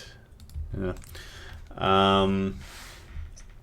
And then I came into visual effects and stuff. Well, I must have been about 18 or 19 years old, so that's almost 10 years ago now. And I started like watching VO Copilot, so Andrew Kramer and all this Freddie Wong stuff started popping up stuff, and I was such a big fan. I was like, oh, but these they are not like teams of hundreds of people. They're just like 5 people, like in a basement somewhere, making these effects on their own. I was like, I can do this. So I bunched up a couple of friends, and I remember us making like a Star Wars short film that was on YouTube, but that is hidden somewhere now in a deep cavern. That is my hard drive. Yeah, and then I just started doing also as well, like more filming again. But I wasn't clear to, and what I kind of didn't know, and I didn't look up in the internet because back in the day there wasn't that much like information as well to find on it, is that like nobody does one thing except for on YouTube. And on YouTube, like there's people making short films and stuff, and there's other people like not on YouTube that make short films on their own. But then with that culmination of also me being a gamer, well, occasional gamer, not hardcore, but I like games as well and how they told stories. I actually got into a college where they teach game design and game programming. And I came from an informatics background. So actually in high school, I did informatics, I did programming as well, and I liked doing it. So I did a bunch of different stuff. I didn't have any focus. I basically did everything that a 3D pipeline would do, but just a jack of all trades kind of deal. And then in college, they kind of pushed me. Well, I wouldn't say push, but I got such good grades on programming. And the other side, the design part, was a lot of drawing and a lot of 3D. And I didn't do any 3D up to that point, and I didn't like it. I actually didn't like 3D at all. I hated it. I wanted it gone out of my life. But after that, I quit that course in college, and then I was kind of like pretty much on a low. I think a lot of stuff. A lot of stuff in my life transformed kind of, and then I went to do a graphic course, so I became a graphic artist, so design logos and websites, and I actually started doing that after I graduated as a business. But after like a year, I also did some 3D stuff on the side, and then after a year, I got called by this very big VFX company in Belgium. Hey, we kind of need some lighters for this game, which was NEC 2. I didn't know that at that point, but they said like it's Japan Studios. Like, holy crap, it's gonna be the new what's it called, Dark Souls or something. And I was like really excited. And then I got in, it was NEC 2. I was still excited, of course, it's a AAA title. But then I just got thrown into 3D again, and around that time I started doing Blender and stuff as well. In college I started doing Blender. And I started doing more 3D on the side. But I didn't think I would ever, I still looked for jobs as a graphic artist back then. But then I started working for 3 years in that studio up until a couple of months ago. And in that time, I learned so much more than I let myself learn in college. Because colleges are still great places to learn, but I didn't let myself being taught that much. And I kind of regained the creative desire to be a storyteller. And with that came coming back to Blender and starting tutorials.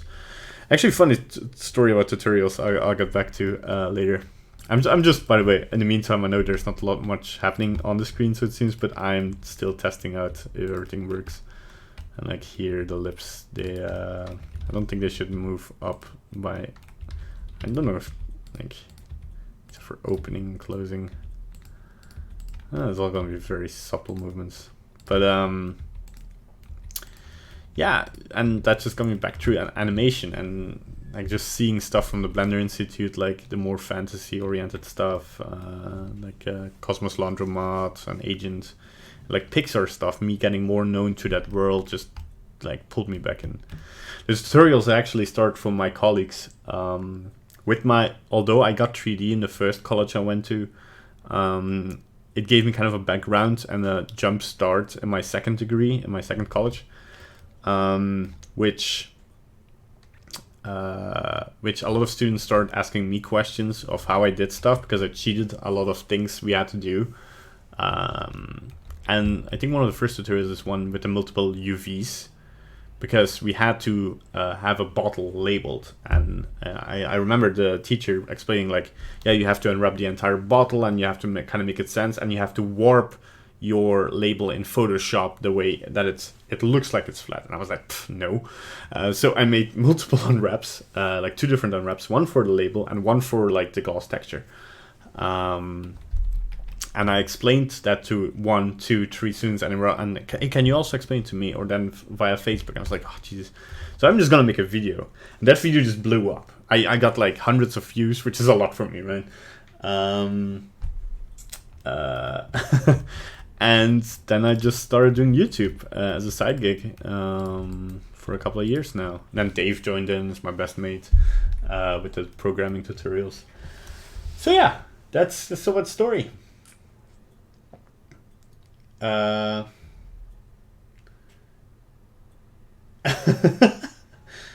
Could you explain how you rigged the mouth? I'm bad at rigging.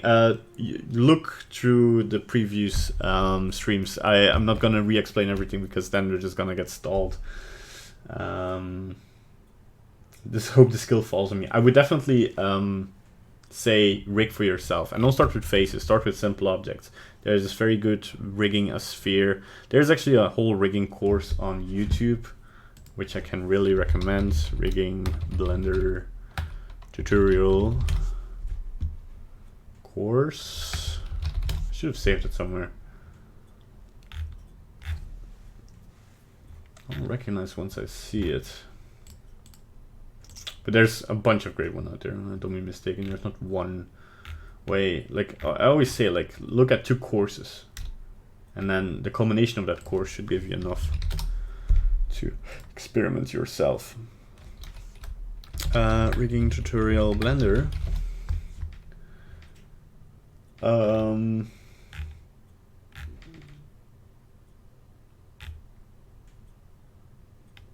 Where is it?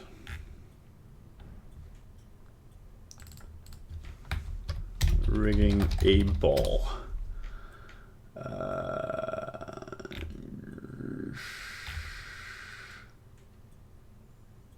Can't find it. I'm not even sure if this was a Blender tutorial, because there's also a lot of great tutorials out there that are not in Blender, but rigging is the same. It has IK, FK, parenting constraints, so you can just like look. Legit, this character looks like me from 5th grade. What, for the evil eyes? Are you an evil kid? Oh, no, I don't want this expression too much. So yeah, he's still kind of flubby here and there, but we might go into more of the skinning once we do some animation tests. So, as well with the rest of the rig. So what we can do now is go back to octahedrals. What we can do is just create an empty, create a sphere, put it in the center. And then for these bones, what we can very simply do is for that bone to bend the radius deform. Where is it? I have to do some postpoint. Viewport display. And we can just select this empty. No, the size is fine. And we can just select. Can make a different one for the mouth. Can make a circle, maybe half a circle like this, and then maybe scale a little bit like this. So it'll be our mouth. So custom object, it will be circle 01. No, just circle. There's something we haven't renamed correctly, and yeah, I kind of want to do this. gonna move it. Oh, come on. Let's scale it up so it kind of fits the mouth, right? Although maybe we want to keep it like this because it's just the lip that we're moving, right? Also, oh yeah, kind of want to. Well, I think that's good. It's actually not facing forward, but I think I rather have it facing like this. I'm just gonna duplicate it, move it a little bit up, and then in this one. So we're now just doing the things that we've always done, right? Nothing new here. So I'm just gonna rename these DSP lower lip. Whoops. DSP for display dash lower lip. DSP dash DSP, not DAP. Are you from Sweden or Norway? Neither. Keep guessing. I'm from Belgium. Upper lip.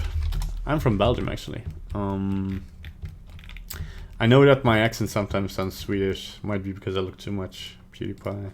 That's just DSP sphere. There you go. I can maybe also use it for the let's here, custom. No. Hello, viewport display. I'm just gonna use the sphere again, which I again renamed incorrectly. Come on, object mode. DSP. Come on, am I going crazy? Yeah, so I'm from Belgium. What's your opinion about Quixel Megascan? Oh, save your work. That's a smart one.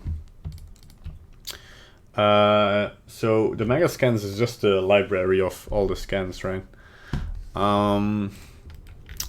Okay, so just an honest talk. I haven't visited textures.com for a long time, and I went back there. I'm just gonna put this on the screen because it is okay, I guess. Holy moly, did this website develop over the years? We still have our textures that we had earlier here, but they improved their textures, formerly known as CG textures. They now have full PBR materials in their library, and they work. Well, of course they work. I tested them. They're a couple of free, but the other ones are also basically free. So although you know it doesn't say free, if you go to the texture, you can see that 1K texture, which should be fine for most textures, can get for 1 credit. If you just log into the website, you get 15 free credits per day. So you could basically like if you the albedo, I in most cases don't need a height map. But the normal map, so if you have the albedo, the normal map, and maybe the roughness map, but you can't even see it, that doesn't really matter. So that's 2 credits, so you can maybe 7, or if you need the roughness map, like 5 textures a day, which should be sufficient. Otherwise you can get a premium account, it's not that expensive, and you can get the higher res textures as well. But they have such a big library of PBR textures, like even like rusted steel, plain steel, pitted steel, and this is valuable. This is like really, really useful. Like if you just go through this entire library, they have so many textures, even like road markings, which you can use as decals. Rockcliffe Desert, like maybe you can even use the. I think the only sad thing is that the height maps are not displacement factor maps, but that's okay. I mean, they work out of the box, so you can just put that into cycles as a displacement map, and so many textures, so many, it's crazy. And you can get them all for essentially free. So you even have like buildings you can just put in there, gore. It's so crazy. C0 texture is also good, yeah. And it's just like, holy moly, because other website like CC0 not really, but But other websites have been advertising themselves like crazy, or like, oh yeah, come look at our website. And I kind of forgot about CG textures, because I have been using that since I was like 19, 20 years old. Like just for, I did these Photoshop wallpapers and I used textures from CG textures. All right. Anyway, we have our rig here. So that's all nice and dandy. But we kind of want to move into a little bit more shading and texturing, right? And you see I have Photoshop open here. I'm just going to close that for now. Because we're not going to use Photoshop, because that's not free software, of course. No, we're not going to use Photoshop. Don't worry. We already have our textures here, and we kind of noticed. So I'm going to hide the rig. If we go into texture paint, we kind of see we already have kind of a texture here. We kind of want to not display the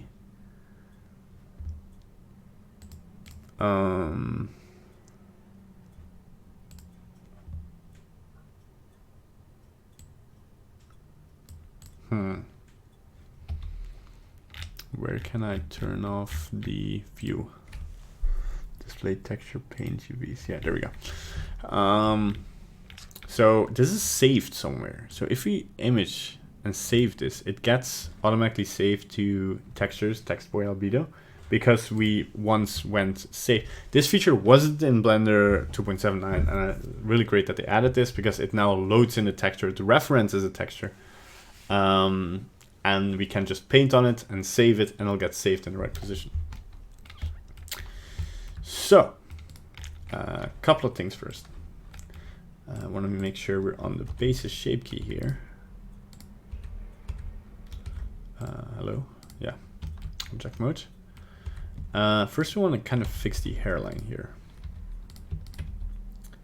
because I kind of want it a little bit more straight. So I'm going just a little bit. I may rotate it a little bit.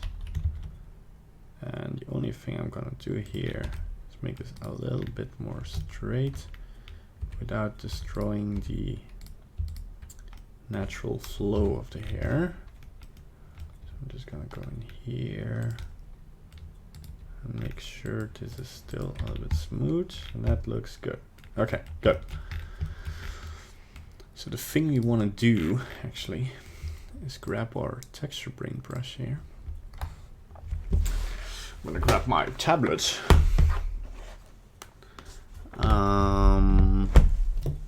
So first I kind of want to define some other areas. No, I don't want to turn them into a jellyfish. Okay, go to our texture paint tools here. Select our hair color that we didn't save to our palette. So I'm just gonna go in here and select the upmost thing here. Yeah, so that gets added, not automatically selected, which I still think is a bug. And the texture paint in Blender still has a lot to wish for. For instance, the softness of your brush, because as you see, I'm not drawing with a hard edge, and I would like to do that. I'm actually not going to do this on the front, but where this is going to be important here. I'm going to fill in the gaps here. So that if we see our character from a side where the skin is a little bit exposed, and you can already see the effect, right? There's a hole in there and it really sticks out, right? Whoops! If you look from the side, but if you just color it the same way as you do the hair, it doesn't stick out. Maybe for this I can even go a little bit darker. Maybe simulate a little bit. Damage the occlusion anyway. Yeah, look, and this might be a bit too much. So I might go into the skin color again and paint this. I might want to do this a little bit. If you want to get straight edges, you have to really make your brush smaller. Just gonna paint this though. Whoops. Smudge there on the shirt. So yeah, and we have our symmetry on. Keep that in mind. So in our tools, in our options here, no, in our symmetry, we have an X mirror on. It used to be under the options. as well here, right? So we just kind of want to paint this in. It kind of looks more like maybe a little bit down. It's this boy, so he doesn't really have what are they called? The Wolverine things. All right. So our ears, we also want to kind of do something with it. I kind of go to a little bit reddish and a little bit darker. Now I'm gonna put my strength on 0.5. And I kind of want to fill in, maybe. Maybe I do want to darken it a little bit more. There we go. I kind of want to darken the inside of the ear. And you can already see, although it's a subtle effect, it's an effect that really helps to sell the volume of the ear. I'm not gonna try and overdo it here, but that looks great. That adds so much, yeah. So, kind of want to do the same, but a little bit darker with the inside of the nose. So, like this. This really gets, so I might have done it a little bit too desaturated, so I'm gonna saturate it a bit more. But every time I darken my color, I want to also saturate it more, because just darkening it here will desaturate it by a lot. So, all right. So our lips, we're going back to our skin color. We're just gonna make them a little bit redder, not too much, because we don't want to make him look like he has makeup on. Actually, what am I doing? I actually just want the skin color darker and a little bit more brownish, because I don't want to go too reddish, because lips are naturally not red. And they're a little bit more pink, but in most cases they look like if you're making characters and such, just a little bit darker. There we go. You might just even blur. Just gonna save again. And you see, like on here, it doesn't look like much happens, but if you look here in the texture, you see that we darkened it by a lot. So what we can do now is, if you go back to object modes and press Alt-H, you can actually change our pose a little bit to ease the painting. So we're gonna open the eyes anyway. The only thing I think we have to be sure of is I'm only gonna move it by the x-axis, because I think the geometry still has to be symmetrical for the symmetrical paint to work. Also, you're a bit too big, so we're just gonna go into the bone. If you put display and put you on 0.2 or something, or maybe 0.4. Yes, good. We're just gonna hide it again.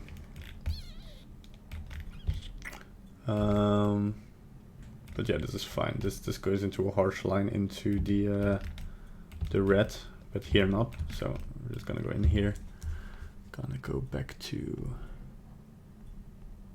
hello. Oh yeah, I'm gonna select it first. Texture paint. Just go to paint again. Just want to fill in the inside here too.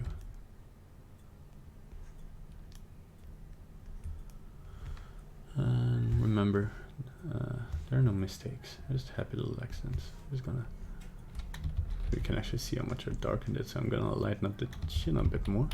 It's not the skin color. I'm gonna select this color. There we go.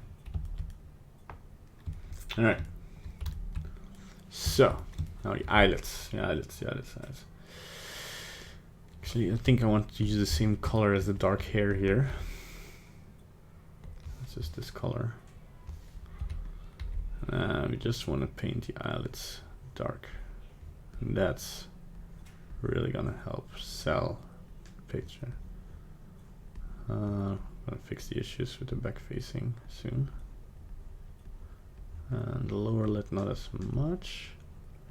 There's a fine line between making eyeliner and faking because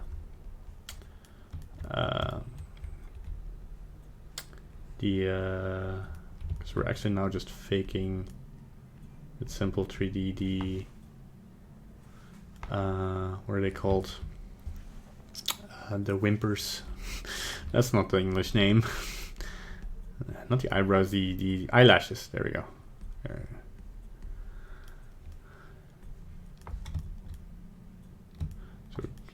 so it's still kind of messy here, but then we just go back to our skin color and we start coloring this back in.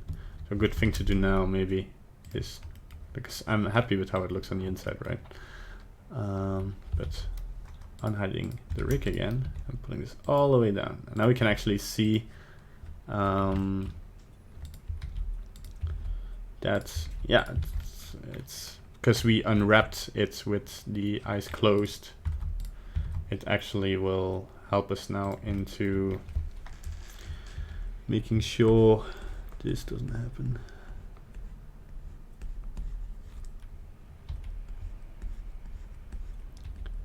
Just gonna go in here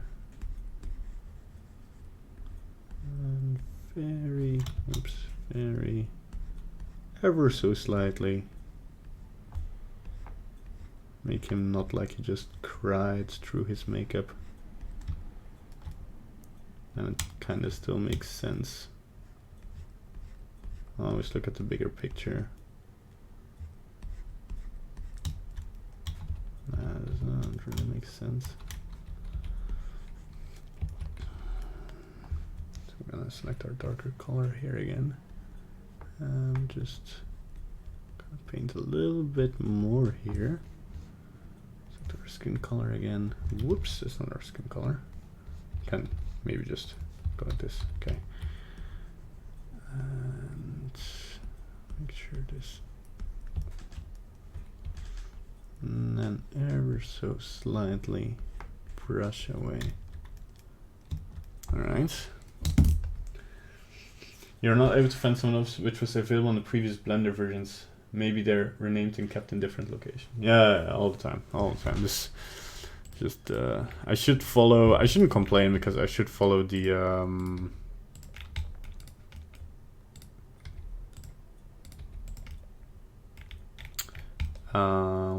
No, what's it called? A little bit more. So now we have like a nice looking eye from all sides. Like it's kind of nicely tucked into the dark area. I still see we have that little hole here. It's kind of annoying.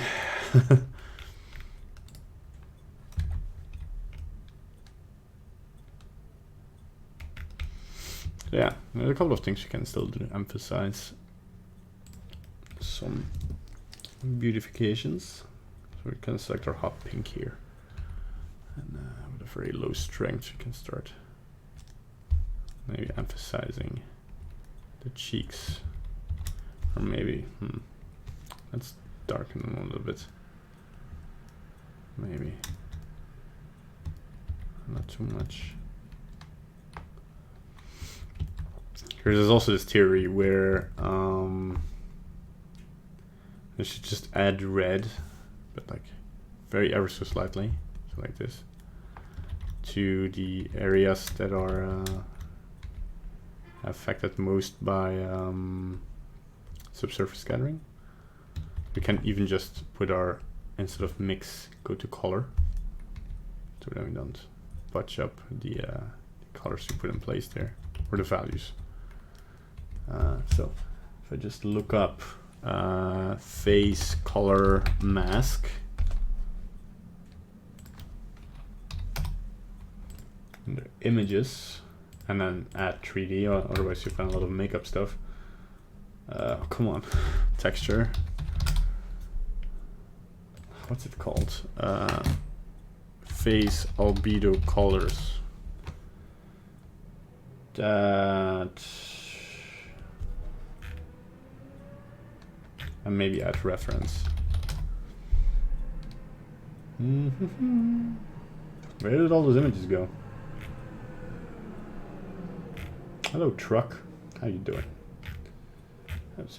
How's everybody doing in the chat, by the way? How's everybody's lives going? Is everybody studying enough 3D? Everybody working? I don't want to make you feel bad, of course. We're watching the stream, so you're kind of learning a little bit. I hope everybody's enjoying the stream at least.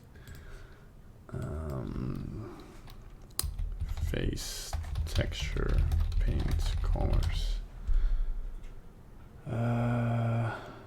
Ooh.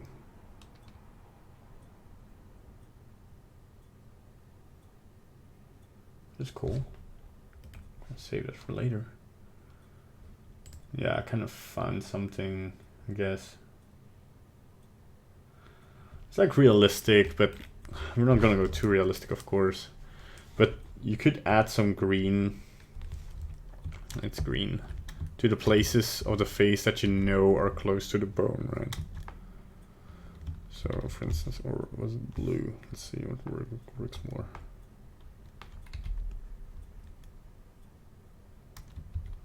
Maybe something in between, like cyan. Oh, it kind of works. So the eyebrows, especially, like, of course, you don't want to affect the hair. Like under the eyebrows. But I think, like, I might just look at some Pixar characters for reference. Yeah, let's look at you, a little chubby dude from Up. It does seem like there's some green, like, down here. Man, and his cheeks are super red, so if we add that, it's like, I think it also goes a little bit up here.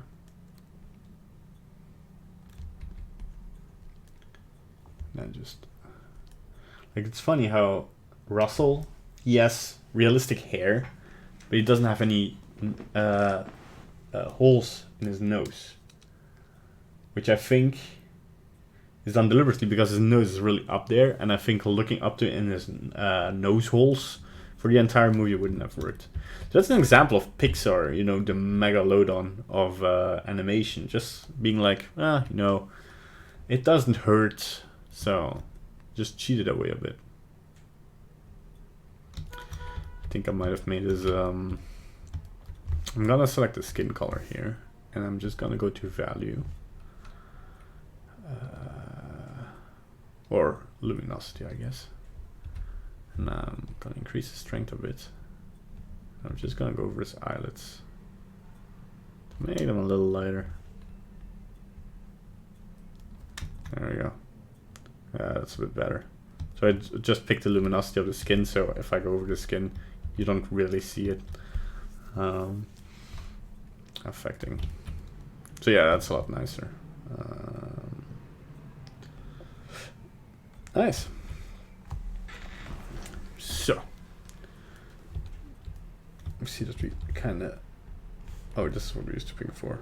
Kind of messed up a little bit of the texture painting, and just to mix here and just strength on one and poof.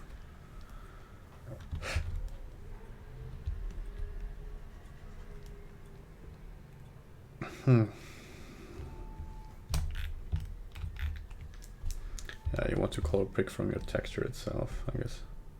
Even then, like, wow, really?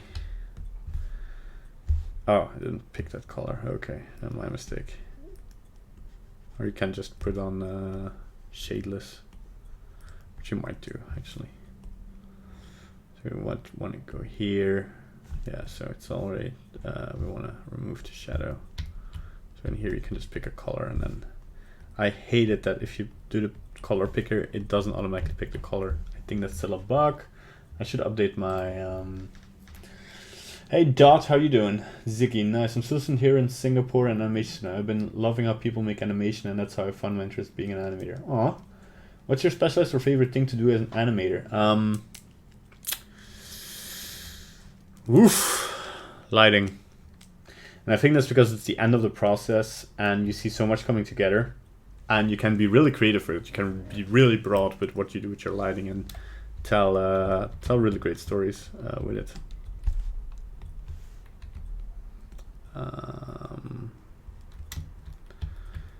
But yeah, I want to select this color and also apply it to the knees. Maybe go a little bit redder, or maybe, you know, pick the color I actually picked, but it's a little bit redder, a little bit darker because the knees are darker. And then put the strength 0.4. There we go. I do the same for the elbows. Like with the wireframe, check where the elbow is, good. And paint it just red. There we already run into an issue with the texture seam. I kind of just want to blur it a little bit, just with the knee. But the fact that you see it this hard in once you go back into look depth mode, it really doesn't stand out that much. So, and if it does, you can just maybe, I'm gonna save, by the way, and I'm gonna save our texture here so we don't lose it all again. Yeah, so it sticks out maybe a little bit too much.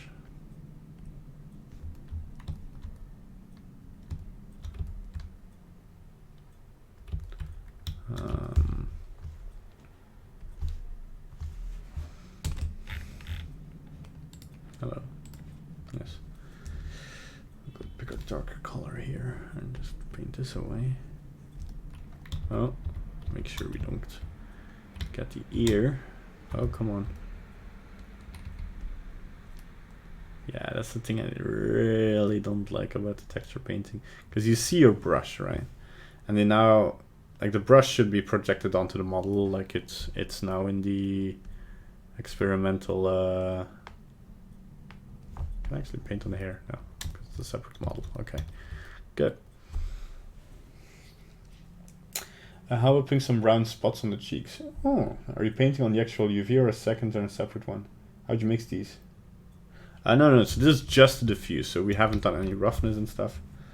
So yeah, actually for the spots, we can actually first select the color. That should do. Then we kind of want to stroke, put the spacing and jitter up, and we just look at this. Maybe want to put off the symmetry for a second. Down here.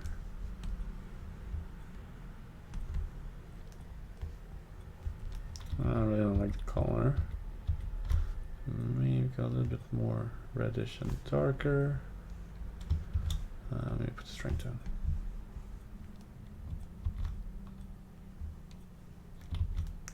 I just want to do this. Maybe smaller. Good to just with a texture brush, but no. I think going back to the spacing. Oh, okay, so this is gonna work a little bit more. Maybe it's on 4. So now I have to go smaller and further away. Okay, that makes sense. A bit more spacing.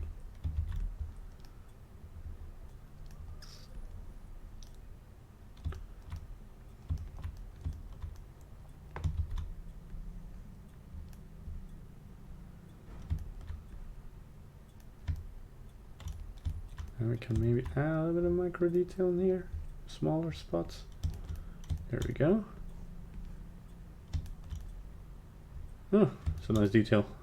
There you go.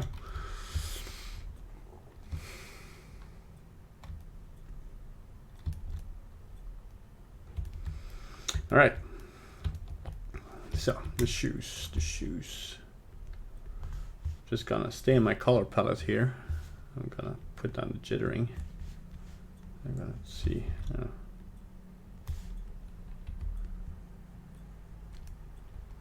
Of course, with my symmetry on, we're gonna make the downside of the shoes. We can maybe even do this in the 2D panel really quick. Strength to 1. There we go.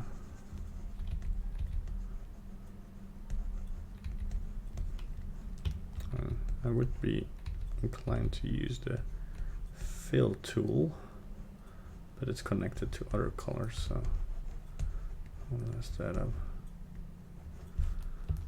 Like the fact that there is no hard brush by default.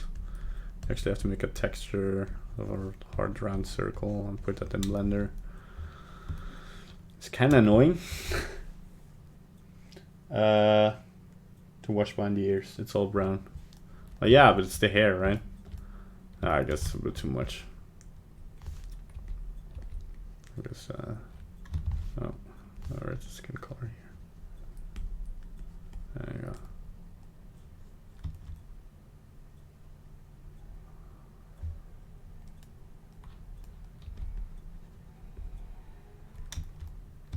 We can even fake, if you pick a lighter color here, fake some streams, right?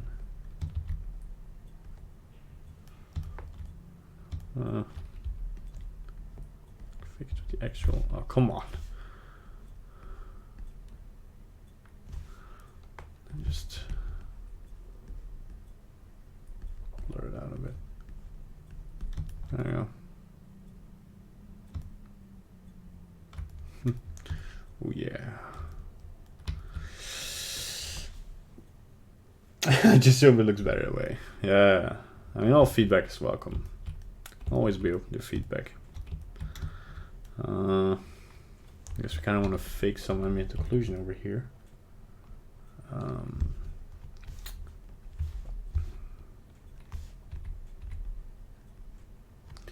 it still work? No, of course not.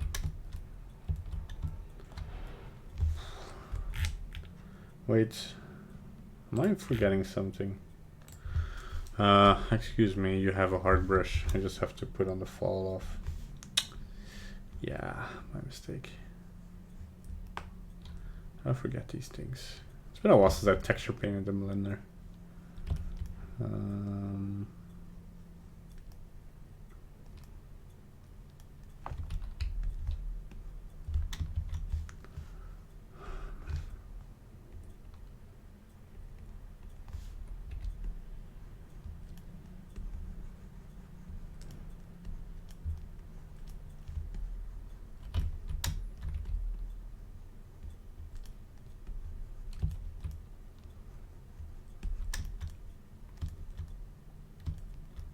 It's a little bit too dirty, doesn't it? Oh. Come on.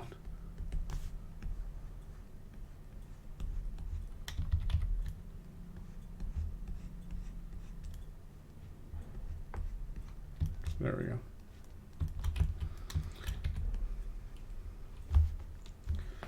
So we could make the top of the shoes a little bit lighter, just for some wear and tear.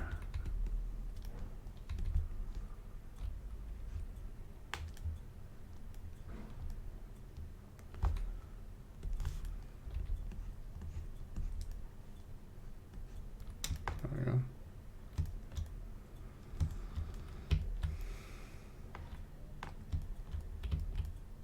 Oh.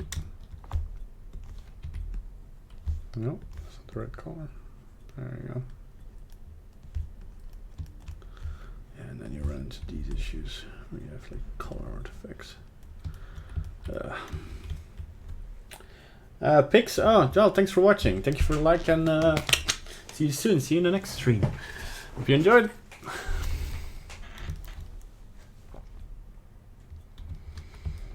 So, do I want to go as far as drawing something on his shirt?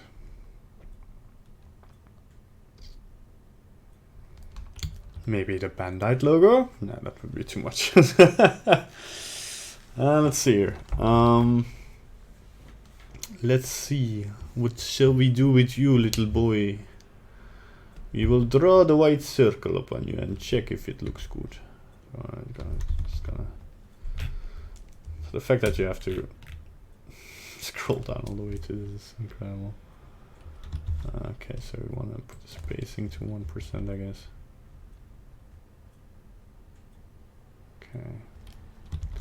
Maybe just want to put this like this. Yeah, it's gonna be a little bit of fake anti-aliasing there. Man, I cannot draw a circle. There we go. I don't know. Kind of weird, doesn't it?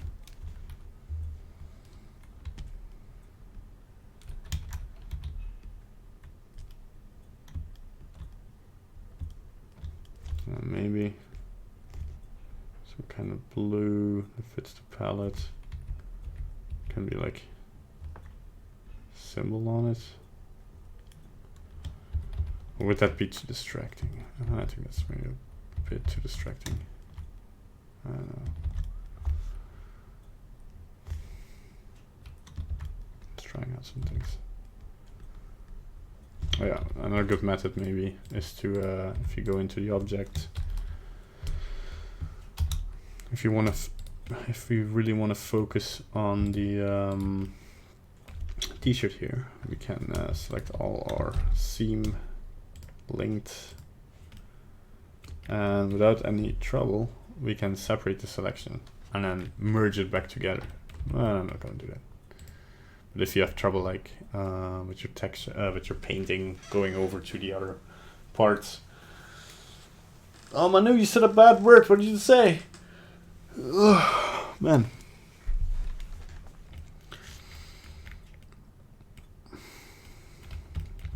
Okay. Yeah, I don't know. Another thing you maybe want to add, now that I kind of noticed the dirt here. He's moving toward grass, right? Let's go to texture paint, yeah. So kind of pick our grass here. So a little bit bluish. And then, ever so slightly, kind of want to add that. But maybe I want to kind of add that smudgingly. It's going to be a lot darker. Just want to kind of differentiate. Maybe a little bit more green to compensate. Let's make this a smooth brush, and let's give this a texture, right? So a new texture, open new texture. Oh come on, can I not? So I have to go back to the texture thing. Okay, good. Let's go to text. Let's go through my textures here. Most of these are from textures.com. I have some dirty textures. These are from Polygon. But I want to go into my Sculpt Brushes, and don't ask me where I got these textures. Oh, these are also from textures.com. There you go. There's somewhere on textures.com there are Sculpt Brushes as well. I think I want to use this one. How does this work now? Preview. Am I just painting this texture? Yes. Oh, wait. I don't want to use a texture here. So, texture, no. I want to draw it on mask. No. Do I? No. Somewhere here there's another option. Texture mask. There we go. It's a combination of both. And now, yes, good. So we want to have this random.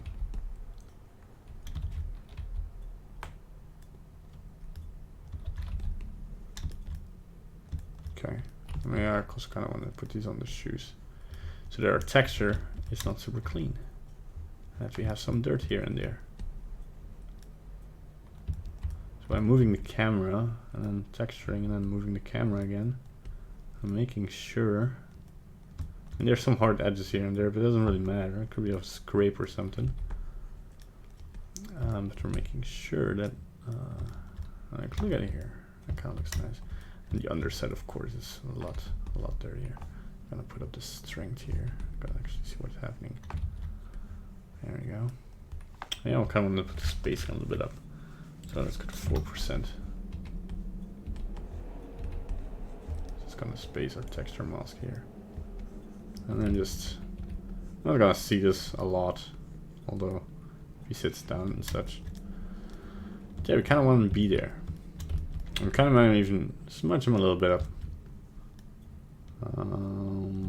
Although, kind of want to keep it a little bit dirty. Oh, there we go. Looks like dirty knees. Maybe put a little bit on his buttocks there, so that we kind of convey the message that he has been sitting in the grass. Put it a lot darker there. There we go. And maybe this pans a little bit. Kind of want to smudge them up a little bit. Yeah. There we go. So that the texture is not that clean. And then maybe for a shirt you don't want to have green, but just go darker. So it kind of just looks like dirt instead of grass, like it kind of implies. Just go very lightly, very subtle. Alright. Alright. There we go.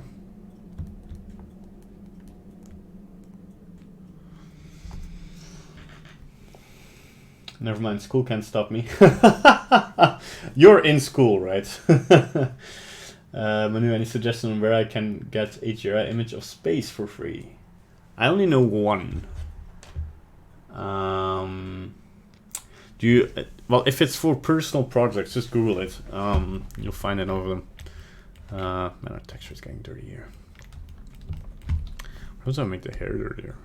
But if you want one for commercial use, well, I know he doesn't go to space.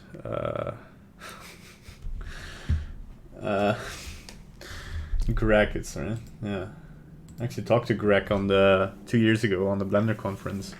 He's one of the nicest guys, so sweet. But I'm actually just gonna go into my smudge tool and I'm gonna put my symmetry off for a second because I think, although it's not super visible, it's kind of too symmetrical here.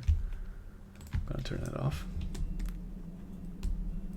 I'm just gonna, drag this off a bit. Even draw some other parts here that's like breaks the symmetry a little bit. There we go. Put it back on. That might be a little bit too much, but that's no worries. We're just going to our brush, select our t-shirt color, and we're just dragged ever so slightly on. Just gonna go, and with the same texture, just like go over it again. That way, then, of course, I put on my symmetry again, which I want to turn off again. Like this. And now it's going back to its normal color, but we still have the texture in it. Kind of change positions here. Okay. There we go. It's for personal use. Yeah, there is. If you just look for space HDRI map, the way space for there's a lot you already find. If you really need a detailed one, if you do in Google Image, you can do settings, tools, size, large. You can even put your usage right, labeled for reuse with labels for reuse. You find some, but not a lot. It really depends on what you're going to use it for. Because the thing is with space HDRIs, there isn't a lot in space. I recommend like looking at Star Wars, like space battles, for instance, space battle. Although you can have an HDRI map with very bright stars, it's not going to look realistic. You're either going to have a full global illuminated object, or the lighting is going to be so subtle you're not going to notice it. But if you want to light something in space, either fake the lighting.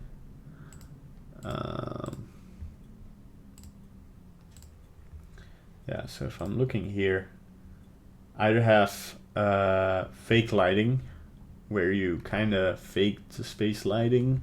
I think in most games they do this, so things don't fall in darkness. You just have a one directional light and the rest is like global illumination. It's just a map. And for a reflection map, if you just want to use stars, just use any map of stars and use that as a environment texture, just wrapped cubic with some fading in between, because you're not going to notice that which is where. If it's for background use, yeah, of course, then you kind of need that. I'm looking at the wrong live chat.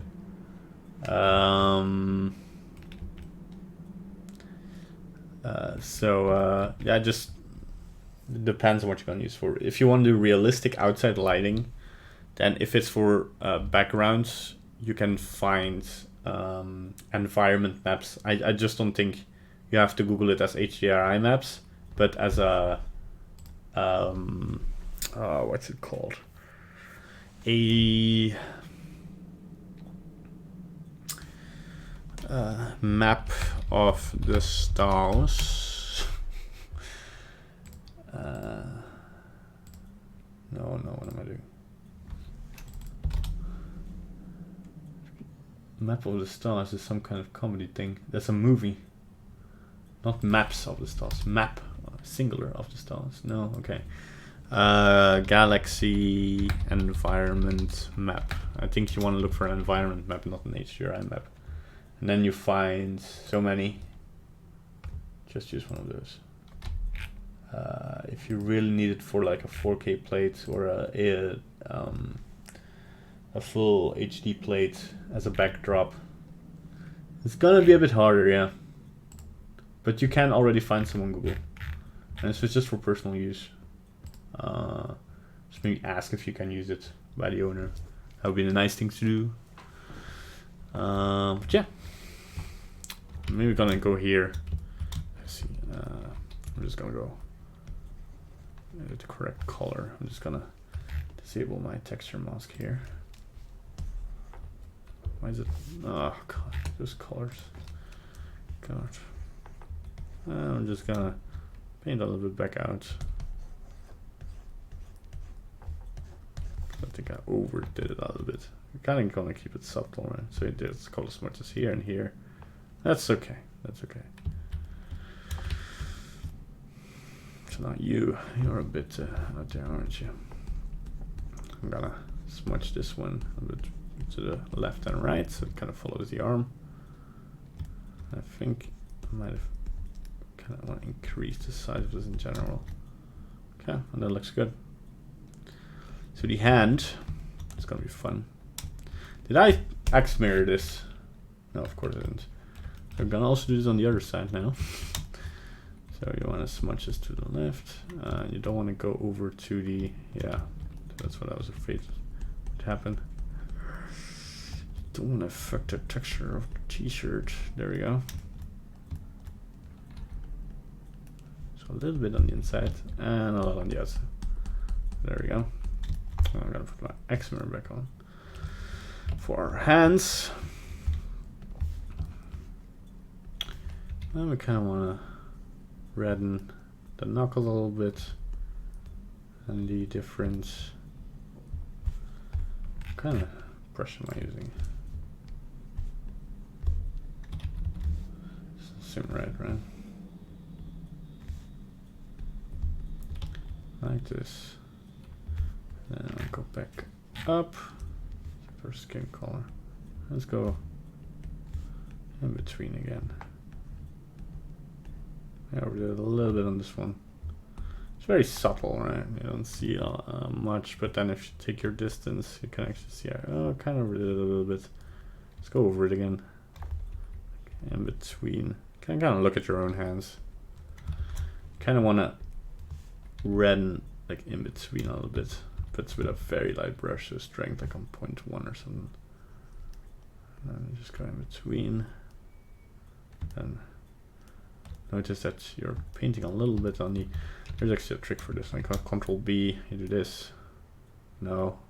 Control Shift B. No. Control Shift B. No. Control Alt B.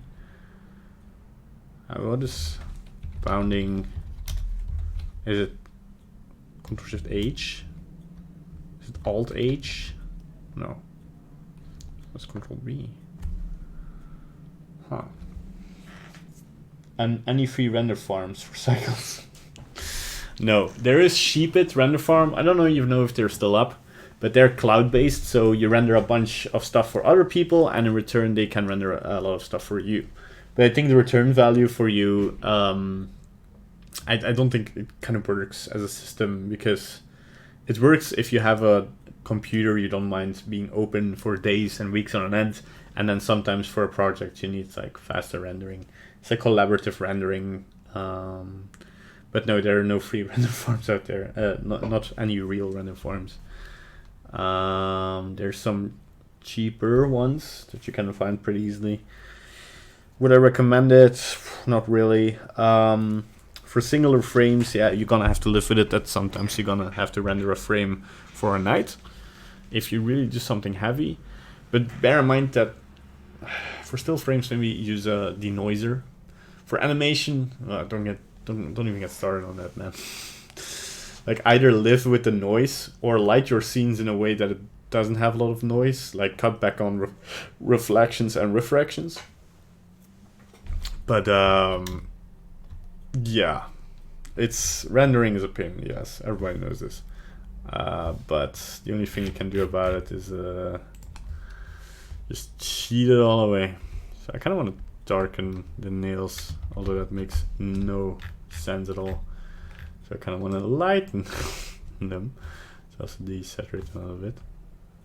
So, and I don't want to cover the entire finger, so I'm just gonna go till the strength is right, because I don't want to go over it multiple times. So it's nice, and I just want to make sure my X mirror is on. Yeah. I just want to indicate kind of the fingernails. Don't want to actually model them or put anything there that could. And then another thing, like sometimes animators do, very lightly darken the fingertips.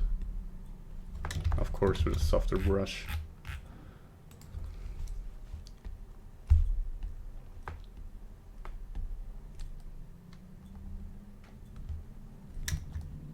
There you go.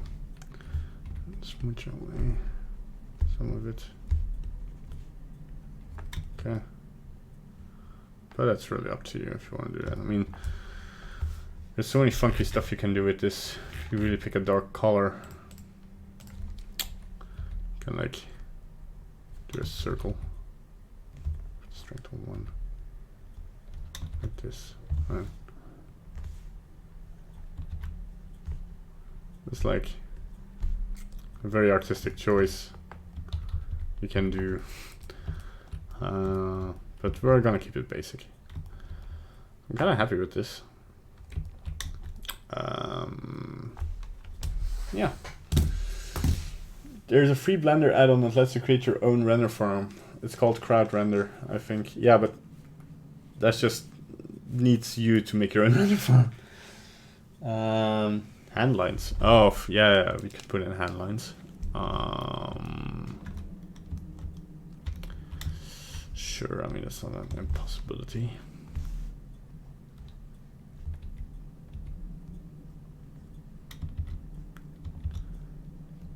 It's like these.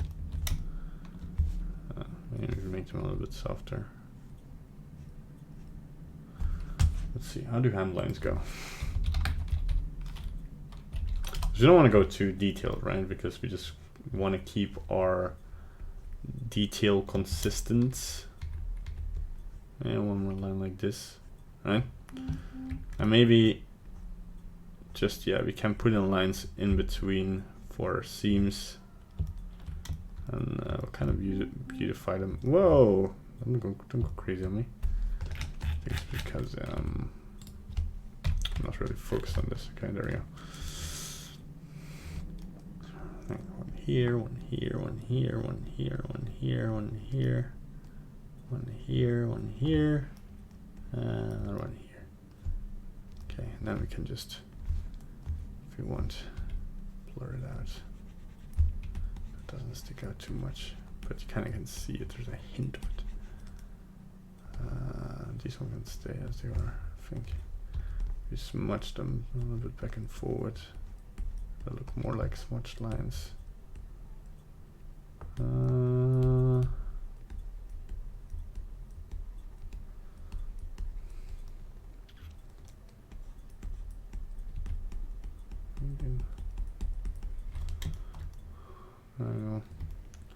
I think I want to check in here. I want to kind of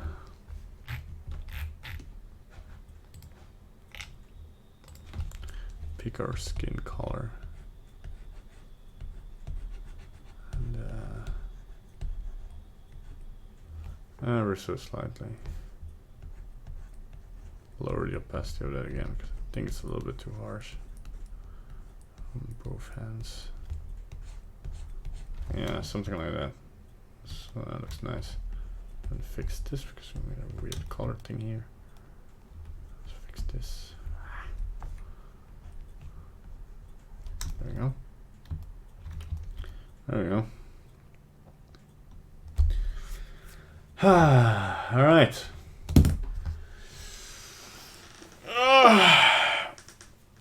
So it's albedo texture, so we're gonna save it again. So of course, with the texturing comes the message here.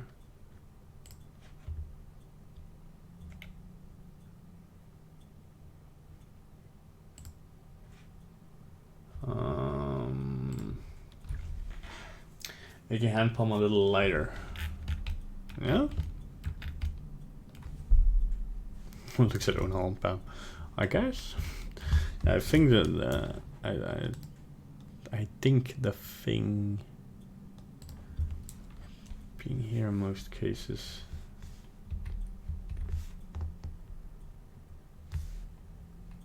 So indeed. Oof. Let's go back to texture paint.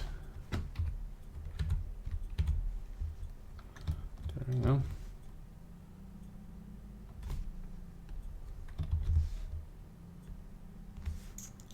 Let's go to not mix but lighten.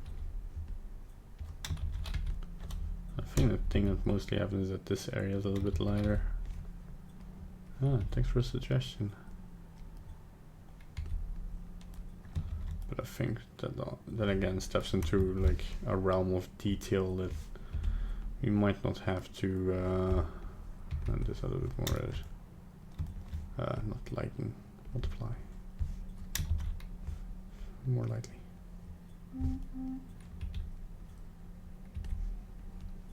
Because when people see the hand there, it's like way more detailed than the rest. It's gonna be weird.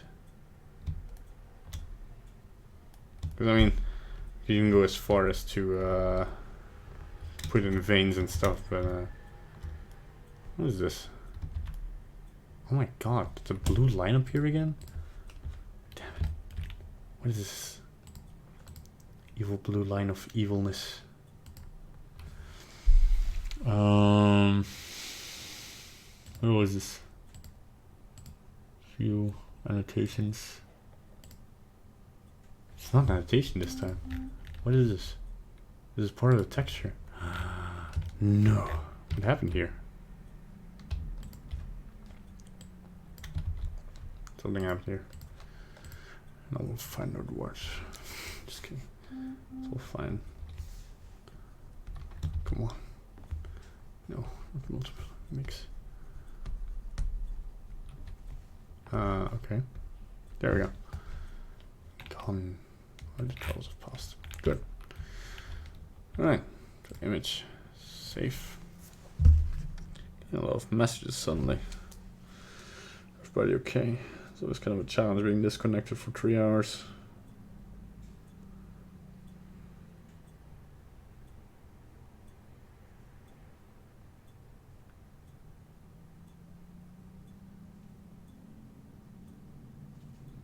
Alright. Alrighty. Thanks for the suggestion. And it looks nice now. Of course, with that comes shading, where like we only have the albedo in. So, and there's so much we can add to. Like for instance, I said earlier that there is the PBR sub shading thing on texture.com. Are we gonna use that? Not really, because these are all like realistic, photorealistic textures. Not that they cannot be used for cartoony stuff, because I will show you why in a second. If we go into here, I'm just scrolling through, I'm looking for one. Yeah, there we go. If we, for instance, pick this one and download the normal map. So what we could do, like I'm just showing texture, image texture. Can I just drag it and drop it from here? Yeah, I can. Cool. So if I have a normal map from texture.com for the fabric, for instance, right?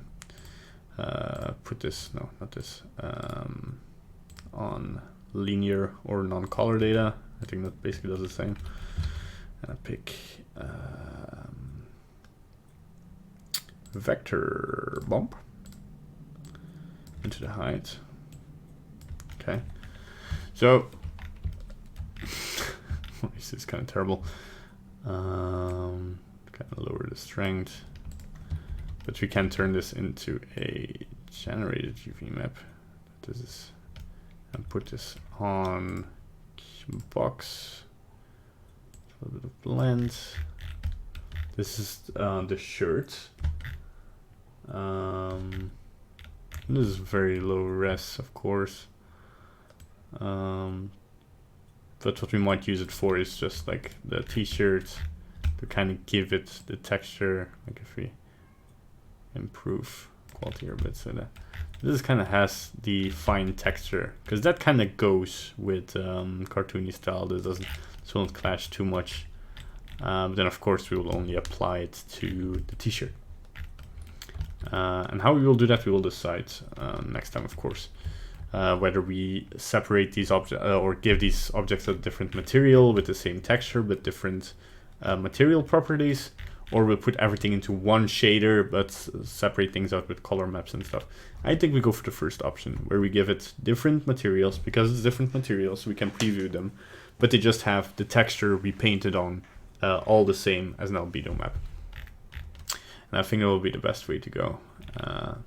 So just to demonstrate it real quickly, we will just go select our entire thing here.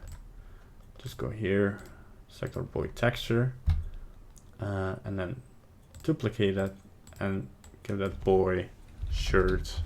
Yeah, we don't have to say shader. It's a shader. Okay, assign, and then from this one, we're gonna remove the bump map here, and then you already see like he has a fine texture now on this shirt. So we're gonna get into that. Are we gonna use textures.com textures for it? I am gonna check some stuff with the licensing and all that, because we want to release this as an open movie, and that would mean we have to yeah, we need textures where we can do this, right? So I have to check if we can actually use these textures. But yeah, but for now, our boy already kinda looks fantastic.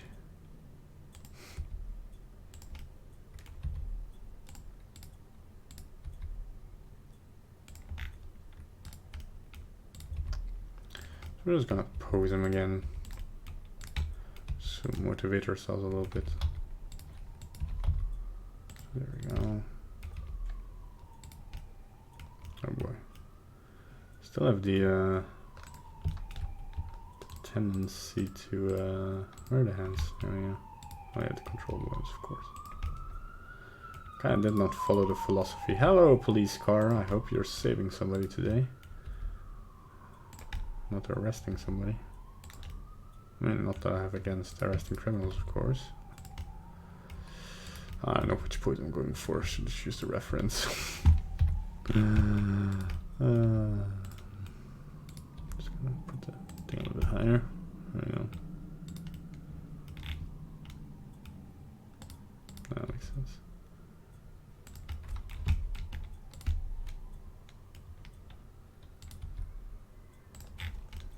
Then we start to see how easy it becomes to rig our... Holy crap, what just happened? Why did suddenly the... Okay, something happened. Ah, no way. So one thing we forgot to do. Not. I think. No bones are being left behind. Oh boy, what is happening? More rigging issues? Cool. Cool. Very cool. Yeah, that is... Give my yoga posture. Like standing on one leg.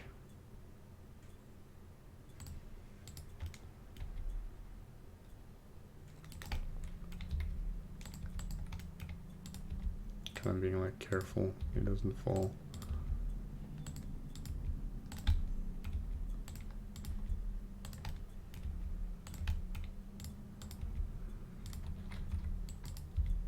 Stretch out his fingers a little bit more.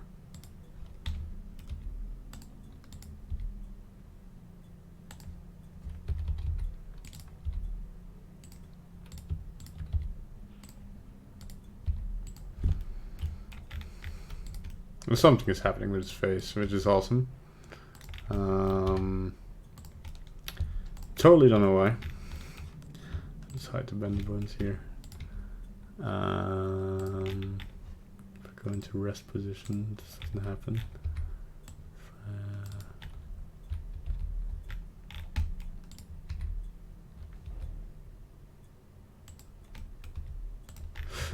Huh, that's weird.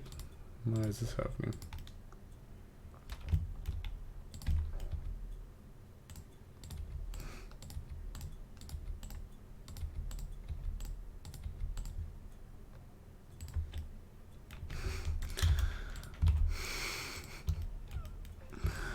Why is this happening? Oh. There's still those who believe.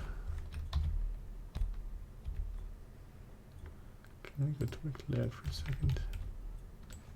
Yeah, so it's not a big issue, but it's an issue that is kind of annoying. It's like somehow... But I know how to fix this now. Like we can go select our head here, and if we see like something like thumb popping up, we can just remove it.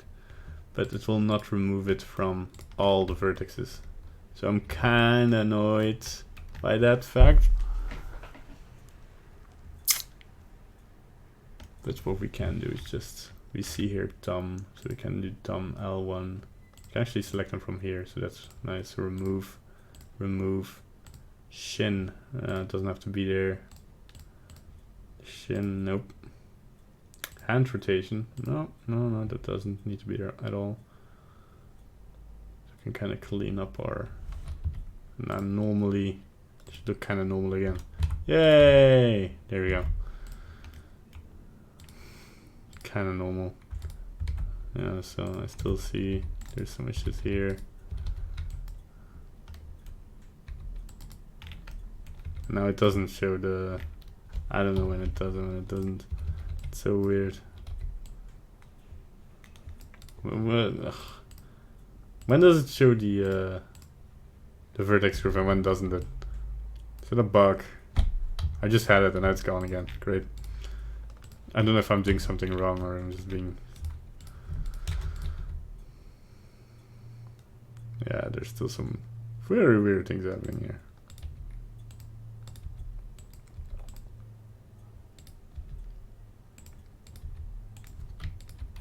Maybe because I'm moving the mic kind of weirdly.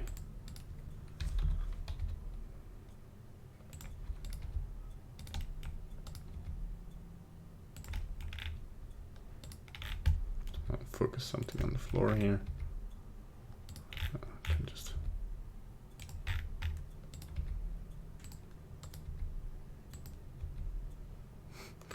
Something weird going on with the rigging. We'll fix that next time.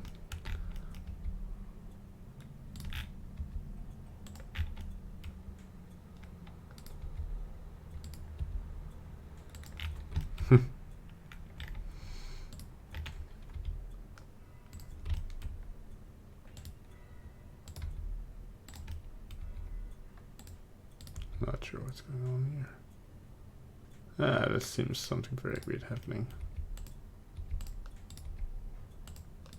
But you can see we can do more and more emotions.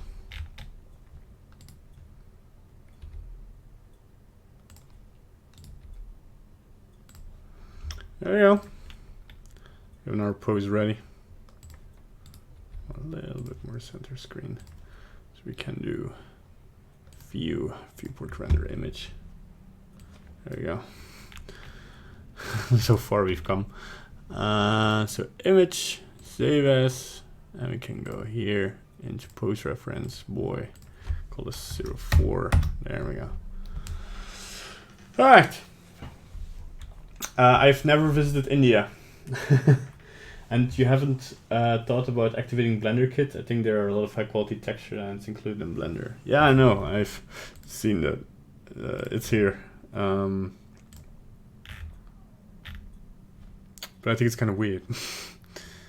It also seems like nice. I haven't really started to use it yet.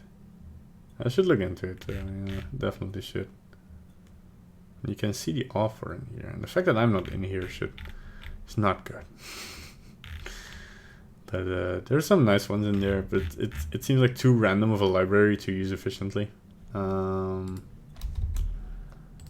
I don't know how to turn it off. Oh, that's the button. Okay, there we go. All right, but it's time to end the stream. I would like to go to India at some time. But I hope you enjoyed the stream. I hope you learned something today, or you enjoyed the stream. You enjoyed me. That's very nice. I enjoyed today. We made some hefty progress. We're kind of getting there with the facial rig, the textures are getting into place.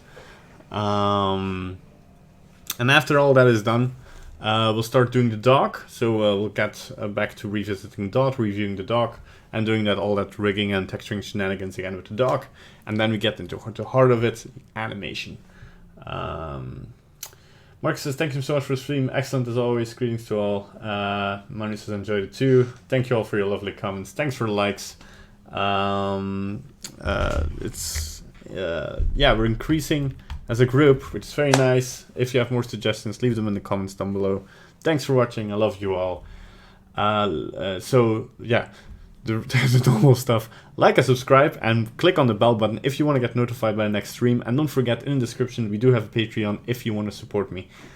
Thanks for watching. Goodbye. See you all. Bye-bye.